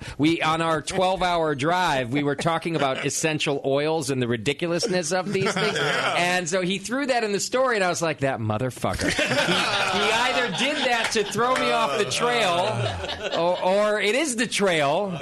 That's what got me. It was that one, those two words, man. Well, and you have to recognize, what was supposed to be my commentary versus the story. Right. So yeah, you fail. But but to people who are asking about like where's the content in that story, there is no content. It's like a 2-paragraph. You story. agree with us, right? That's it. There was nothing to write about ever. So I had to fill it with some bullshit. There's also a lot of numbers in there. You could tell he was trying to fool people with all the numbers. Mm-hmm. Yeah. In the D. And the D. I couldn't tell that, Morgan. Thanks. Yeah, everyone can tell. I couldn't tell. Yeah, I just always worried about the one that's too obvious. Like it was just too obvious. But I don't know. All right. While we're at it, don't forget that you can go over to adamandeve.com right now and buy dildos or anything else that you wish to buy that you don't want to buy at that creepy store down the street. Go to adamandeve.com and you get 50% off just about any one item. You get 10, I think, free adult DVDs from all sorts of different genres. Yeah. You get free shipping. You get a gift for him. Essential oils. A gift for her. I'm sure More they have some essential oils. A gift for you both. Lubricating Frottage. Right. Yeah. Finger to finger. Docking. You get all sorts of stuff just by using coupon code BNARMY. That's BNARMY. Help us help you in the bedroom by going to Because let's face it, you need it. Yeah. And she wants the D, clearly. She wants the D. Yeah. There's a D shortage. Yeah, don't let the D be fake. Or if it's going to be fake, get it from adamandeve.com. Yeah, let that fake be quality. Coupon code BNARMY. All right, what was our Twitter game tonight, JP? Our Twitter game was how can we be sustainable and sustain things, much like our special guests here today. Okay. Anything. Just sustain things. Doesn't matter what it is. Anything. All right. A name you're familiar with, HH. He says, if Justin catches a side boob on the Labruski cabin, there will be a sustained, well, you know. Are half going to be dick jokes? Probably. Yeah. I'm trying to think about if that's true. I'm pretty sure I've seen Bevo's side boob already. I feel like side boob is the same as top boob, like cleavage. Yeah, it is. And I don't get boners. It's just more Well, pale. look, I'm never going to show you my boobs because now you have them, like, they're held so high. Yeah, they're like And, like, they're the holy grail of boobs. And you would see them, and let's remember, I have had a child. Abby did who some I damage. did embarrass. This is not that cute. You don't want to hear, shit. Those are them? Or you just look at me and then just promptly turn around and throw up. Like, I can't handle Can you put my... those away? Poor Sam. All right. Her boobs look weird. The anti-boner. All right. So side boob from HH. All right. Brian Smith says, just eat more tasty cookies and do not worry about it. So don't worry about sustainability when you're on tasty cookies. All right. Yeah. Brandon Martin says, study Tasty's boner, which has been sustained for longer than most people live. Who's that guy? Wait, who is that? Brandon Martin. What? With his Twitter name is Jizz with Fizz. Oh, nice boner, dude. That guy's So like there you go. Like a porn. He's into Everyone tasty. follow him. Into it, yeah. All right. Chris Lewis says, establish tests for new breweries before entering the market. Wasting hops should be a crime against civilization. Oh. All right. Well, that's a very legitimate one. That sounds true. I like that. I don't know how to deal with that. I don't know how to deal with it either. Some guy called Brendan Abbott says, be like Justin and don't brew. Winky smiley face. That's true. Yeah. That, you can sustain lots of shit by not brewing. I'm going to write that one down. You should. Don't waste so much water doing that. He's also standing right here. Yeah. Kelly Wingert says, recycle the same jokes for 10 years. Wait, you're already doing that. Oh, I like it. I Burn like it. board. Doing our part. Kelly, you owe me a beer. What's that broad's name? Kelly Wingert. And it's a guy. Whatever. Rude. All right. Chris Rogers you get says, all that? JP will not allow such stupid things as sustainability. He no cares. I don't like it. Apparently from our hashtag game the other day. Which is JP don't care. JP don't care. Zachary Clark says, shave Beardy's beard and donate it to make wigs for babies with cancer. Why give it to babies? Because they have cancer. But they don't have... They're not going to notice not having hair. Send me an email on that kind of thing. Yeah, I don't like that one. I think it's hilarious. It's too thoughtful. Imagine a baby with a pubic hair as a wig and I'd having rather not. cancer. Oh, gross. All right, well, whatever. Ian Winger says, funnier jokes and get rid of Major Jip. That might sustain some interest in you asshats and your show. Oh, I don't like that one either. Hurtful. Oh, that was pretty good. Something in my eye says, go to the drugstore and buy some Mandalay. Hashtag Tasty's Problems. I don't know what Mandalay is. What is there such a thing? Yeah, what is that? Is that like Mandalay Bay? Mandalay Bay, yeah. Yeah, Mandalay, not like a mandolin. Is but like, Mandalay like a cream that you use? It's a numbing gel, right? It's a numbing gel. Is Is it like a thing? those herbal What's the guy's name? supplements that they sell at the gas station? I guess so. Oh, for a sexual arousement. For delayed. Why am I not surprised you know what those are? A sustained reaction. Fine. Fine. Why don't you just now that I know what it is, sure. Just use Coke like a human being. Who did that one? Something in my eye. All right. Yep.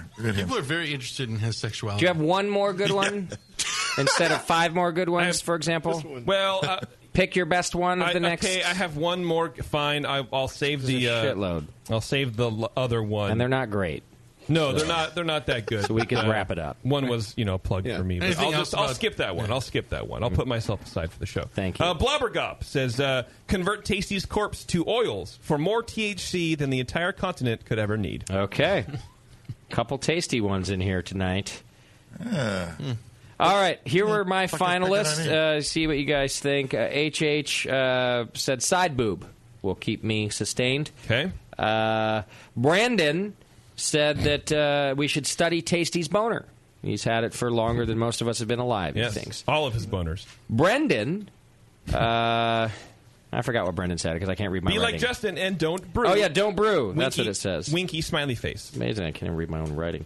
Kelly, that broad wrote in, recycle our jokes for 10 years. That's sustainability. Eyeball bottle opener guy, what was his name? Person's name? HH? Brandon? Something in the eye. I have a thing in the eye. Something in my eye. Yeah, there you go. Something in my eye. Bottle opener guy. Mandalay was his go by Mandalay. Yes. That made it to your top? Even though we didn't know. Tasty's problem. They wouldn't see. I told you none of them were very good. And then finally, Blobberglop chimed in that we should burn Tasty for all his THC or something like that. Convert his corpse to essentially extract the THC oils from his fat, and then the whole continent. Because that's where it's stored. We could all get, They weren't half dick jokes; they were half tasty jokes. What the fuck? Same thing. Well, some people think you're. Should we narrow these down to 3? Because that's 6. We could narrow them down to 2. Just side boob. What do you think? Side boob. Oh, I'm a big fan of side boob. Everyone likes that one as the. I do. Yeah, side boob. All right, that's in the running. That's in the running. Anybody else want to put another one in the running to narrow them down? Or does everyone just want to go with side boob? I like the Anybody THC harvesting one. Okay. Oh, I liked Kelly's joke that she was pretty funny. Recycle jokes. Yeah. All right, we'll put those 3 in it. All right. All right. Raise your hand if it's side boob right now. That's 1, 2, 3 votes right there. It's Bevo's side boob, not just any side boob. Right. It was, and my boner, by the way, if that helps you too, Beardy. If you want to think about all the body parts, then you can't leave my body part out of it. Is it like a side view of your boner? That's why I'm not voting for it. I think so. Nice. Yeah, which is the same as the front view, except for more crooked. Just so you know. And then finally, Kelly, also Kelly, recycled jokes for 10 years. I like that one. I'm going to give that one my vote. That's 2 votes. And then what about burning Tasty for his THC? That's 1, 2 votes. Side boob is the winner tonight. All right. Well done. HH. Wow, did he win twice tonight? He won twice tonight because he also picked the D. Big winner. All right. We have a couple shirts we've been trying to get rid of for 3 years that we can send to you, buddy. Yeah, they're a little faded from the sun and I everything. may have already sent those to him. He's a consistent winner. Is he a big guy? Like, are we sending all our 4Xs over there? I don't think so. Shit, we still got to get rid of those. We need fat people to play the games, ladies and gentlemen. So if you're sitting at home on a Monday night and you're large, participate. Husky. We got Husky, shirts for not you. fat. Thank you. Sorry. Disgustingly, morbidly obese. If you can't leave your living room, call in. What the fuck else you got to do on a Monday night? If your tailor is a tent maker, call in. Oh, God. Anybody else? Let's see. We did the Africans tonight. We did the Puerto Ricans. Now we've done the fatties. Just trying to figure out if there's anybody left for tonight. Said something about Haitians, but they're essentially the same thing. The as Puerto Jews are Ricans. easy. Right. Let's get the Jews. Probably the women. I think we usually do the women. The women. The gays? Have we touched on the gays? I don't think so. We left them alone tonight. Tasty said something about a canary being gay. Okay, there you go. We got them too. we got them all. New Zealand, Kiwis. I don't think we got the Kiwis. We got the Australians a little bit. We got the Canadians. We did get the Canadians. Which is Australian light. Welcome to the racist show, people. None of these are a race of people. Just things. Yeah. All right. I think that is it for us tonight. We are off the air next week. Yeah. Excited about that. Going to Mexico. We'll see if we come back. Schumann's little brother, Shoe Light, is getting married. Yeah. Down in Mexico. We're not taking the RV down there, are we? I was thinking about it. That thing's a champ. Man, What, there aren't any large hills, It's right? not even downhill. It'll be fine. Well, it's downhill on the way there. Grapevine. Yeah, the Grapevine, but that's like 35 miles of a gradual 2-degree decline, right? Somebody asked me, "Are you going to tell Jamel?" And I was like, "Oh no, I can't do it." He listens to the show. He listens to this show, Oh shit! Why? I thought maybe you got too busy. I mean, what? No. I just feel like Why? I don't know. He was so That is nice. a great question. with the RV. Let's call him and ask him. Yeah, he's not going to be happy. Fire extinguisher. I should be yelling at him for leaving the expired fire extinguisher. How long is the warranty on that thing? Yes, Trying to kill me or what? Fire extinguisher was busted. Yeah. No That's handle? a safety hazard. Yeah, yeah. The fire was user error, but the ability to put it out—that's Yeah. those should have been checked. You gotta sue him. By the correct. person who purchased said RV. Yeah. I have like 50 fire extinguishers from Winterfest in my backyard. I'm pretty sure I'm going to put all of them in the RV for the next trip. The load will be too much. There'll be one under, those compartments underneath the RV. One compartment will be completely dedicated to fire extinguishers. One of these has to work. Yeah. That's going to be the section that catches on fire. That we understand, right? Because the door to that compartment they will be on explode. fire. And in all honesty, I have seen brakes smoke before, so I really was just getting out as a precaution, but I was positive there's no way this thing's on fire. And so far, totally on fire. And you still have not reevaluated your driving. Yeah. I've seen brakes on fire or smoking. It's fine. That's because I drive in harsh elements. Like the Australians, they know what I'm talking about. It's harsh out there, and you got to be willing to... But you can pick what road you're going to go on. Well, that I admitted I did wrong. Yeah, I picked... But isn't Australia flat? It's got like one rock, right? Right. Yes, entirely.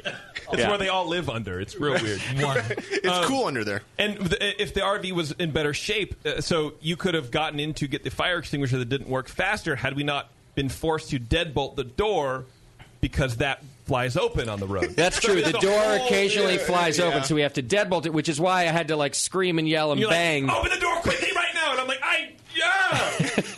That's could true. be worse though. Real quick. Pushes on the way home. You got to ride home with Sven from Kinetic. Yeah. They hit a bump in the fast lane. Their trailer jumped the hitch and was being towed on the freeway by the chain. So they pull over and they get that. All his gear's fine. He stops by Kinetic to do a quick photo shoot. Someone hits his car in the parking lot. Wow. Then he goes to the gas station on the way home and fills up with gas. The gas thing or whatever, pops out and sprays gas everywhere. Oh, wow. Yeah. Lights a cigarette. Yeah, lights a Good thing his brakes weren't on fire. Yeah. You ever seen Final Destination?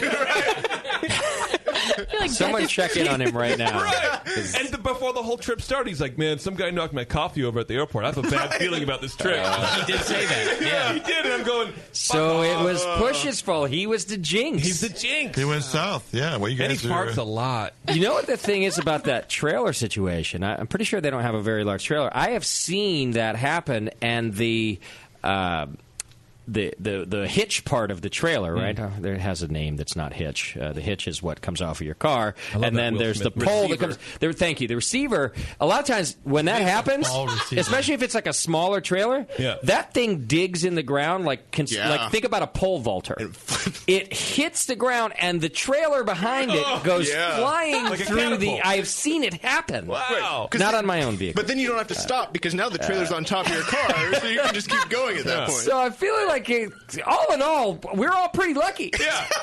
We're driving down the road, and he sends a text, we almost killed a bunch of people. Seriously, because the trailer headed the other direction, right? And it was just held on by the safety chain. This is one of those moments where you're like, the reason we have safety chains is because this happens. Yes. It's not one of those things that's like a irrelevant some law, rule, like some stupid law. Someone decided to pass for no reason. This happens, so you have to have these safety chains. Right. Instead of inventing a receiver and hitch situation where that can't happen, we just continue to chain the trailers to the cars. Well, clearly they work.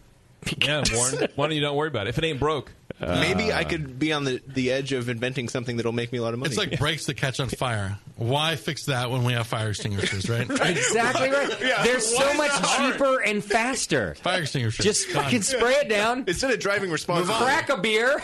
Wait an hour. Move on. Why don't we should wrap them in glycol chillers? That's what we should do. Keep it cool all the time. See, Morgan gets me. I feel like he's an idiot too. He gets me. He's like, oh, they don't want my old burner that doesn't fit emission standards. I'll just Google how to build one. He gets How is me. that like? And then also When have you done that? because then he's like. And then, as I do that, they want to know all these numbers and regulations. Yes, I'll just build it and see if they notice. Right. This is why Morgan gets me. Brakes are on fire. Panic like a bitch. Yeah. And then drive home. Spray them down, drive home. Yeah. Pour water on hot brakes and drive home. $60,000 for a burner? Suck it. I'll You wanna build know it. why? You won't even know the difference. It's because of America, that's why. Because America. Thank you. You are true patriots. Because both of America. It was a harrowing ride home, Jay, but I trusted you. You did. You got us home just all right. I'm glad that you trusted me. I was confident all the way. Well, and his life is over in a month and a half, so what does he care? Yeah. Well, meanwhile, I have cancer, JP. I didn't let you know that. But there was one point right when we were entering Yosemite, I think, you look at me and you go, Opa made the right decision. It's true. Can't go back down. I'm like, seriously? There's hope? And here's why I said I was being honest, too, because the grade up from the Mammoth Lake side is pretty gnarly. So once we got like a good portion up that, I knew that whatever was on the other side isn't any worse than what's behind it. We're fucked either way. Right. So I did look over and go, well, I hope it's the right decision. Yeah. Whatever. It's fine. Yeah. We made it. Here you are. It's fine. All right. Morgan, thanks for coming in and hanging out with us, man. Yeah, definitely. Thanks for having me. It was great to learn about sustainable brewing. For sure. And the new Ale Industries down in Oakland. Go see them in Fruitvale. It's right near BART. Right off of BART, my block and a half. And the tasting room is open quite often? 7 days a week. Really? Yeah. Nice. Open at 4 o'clock on the weekdays, noon on the weekends. Beautiful. Yeah. And then also right here in Concord, you can go over to the Pig and Pickle and also open 7 days, right? 7 days a week, yeah. And food, too. Food, too. You can get your beer on, you can get your food on, both Ale Industries beer and then a lot of bottled beer and all sorts of stuff right around the corner here. You can do the whole beer tour, EJ Fair, Hop Grenade, Pig and the Pickle, and then you can get on BART, which is only 2 blocks away, and head down to Oakland. Nightcap in Oakland. I love it. All right, thanks again, Morgan. I appreciate it. Captain Oakland? cheers. Is that what you said? Yeah, that happens at night. Do what you got to do. Yeah. All right. Are we done? Cheddar. Yeah, Yes. we're done. All right, get us out of here. We're off next week. We'll see you when we come back. Thanks, JP. Do something. Thank you to our show sponsor, More Beer. You can get absolutely everything you need to make great beer at home by going to morebeer.com. Morgan from Ale Industries came out to talk about brewery sustainability, along with our second special guest, John from Brewery Terra Firma. You can find them at aleindustries.com and breweryterrafirma.com, respectively. If you just can't get enough of JP, check out his non-beer, Disneyland-centric podcast, Ears Up. Learn a thing or two over at earsuppodcast.com, and remember that's ears with a Z. For some good beer insight and homebrew info, follow Nate Smith at Nathan Homebrew and Mike McDowell at Tasty McD. Production director on the session has been Push Eject. Today's show has been produced by Scott Moskowitz. JP was training to become a brake technician. Viva was cloaking her side boob. And your new Underberg fan was Justin Crosley. I clearly reported this last week. Be sure to find the Brew Network on Facebook, Twitter, and Instagram. JP's an asshole. Justin's a nice guy and winning the race. JP